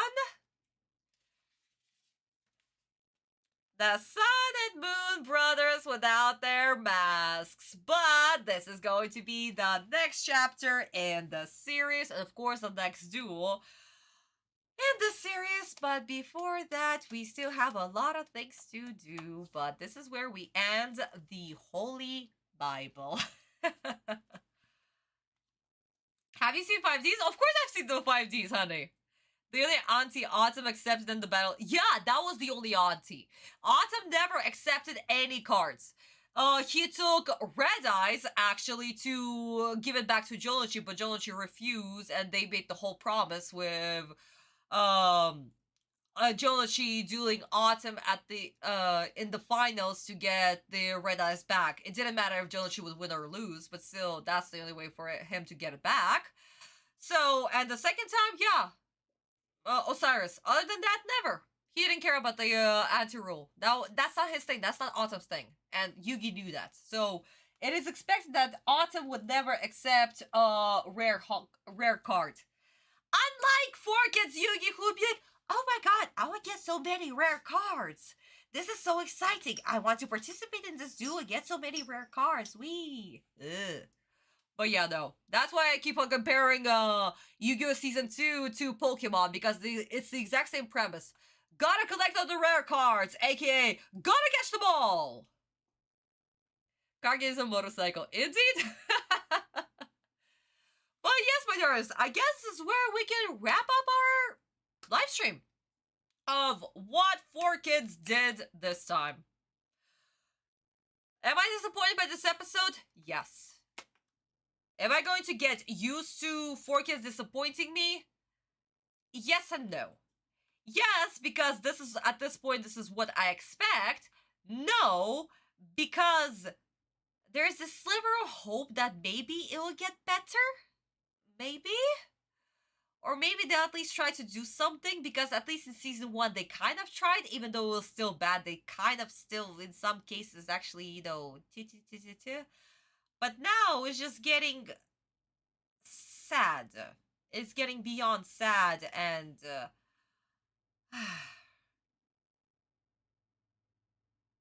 yeah. No, it's actually really sad. And maybe at one point I might actually have a good laugh.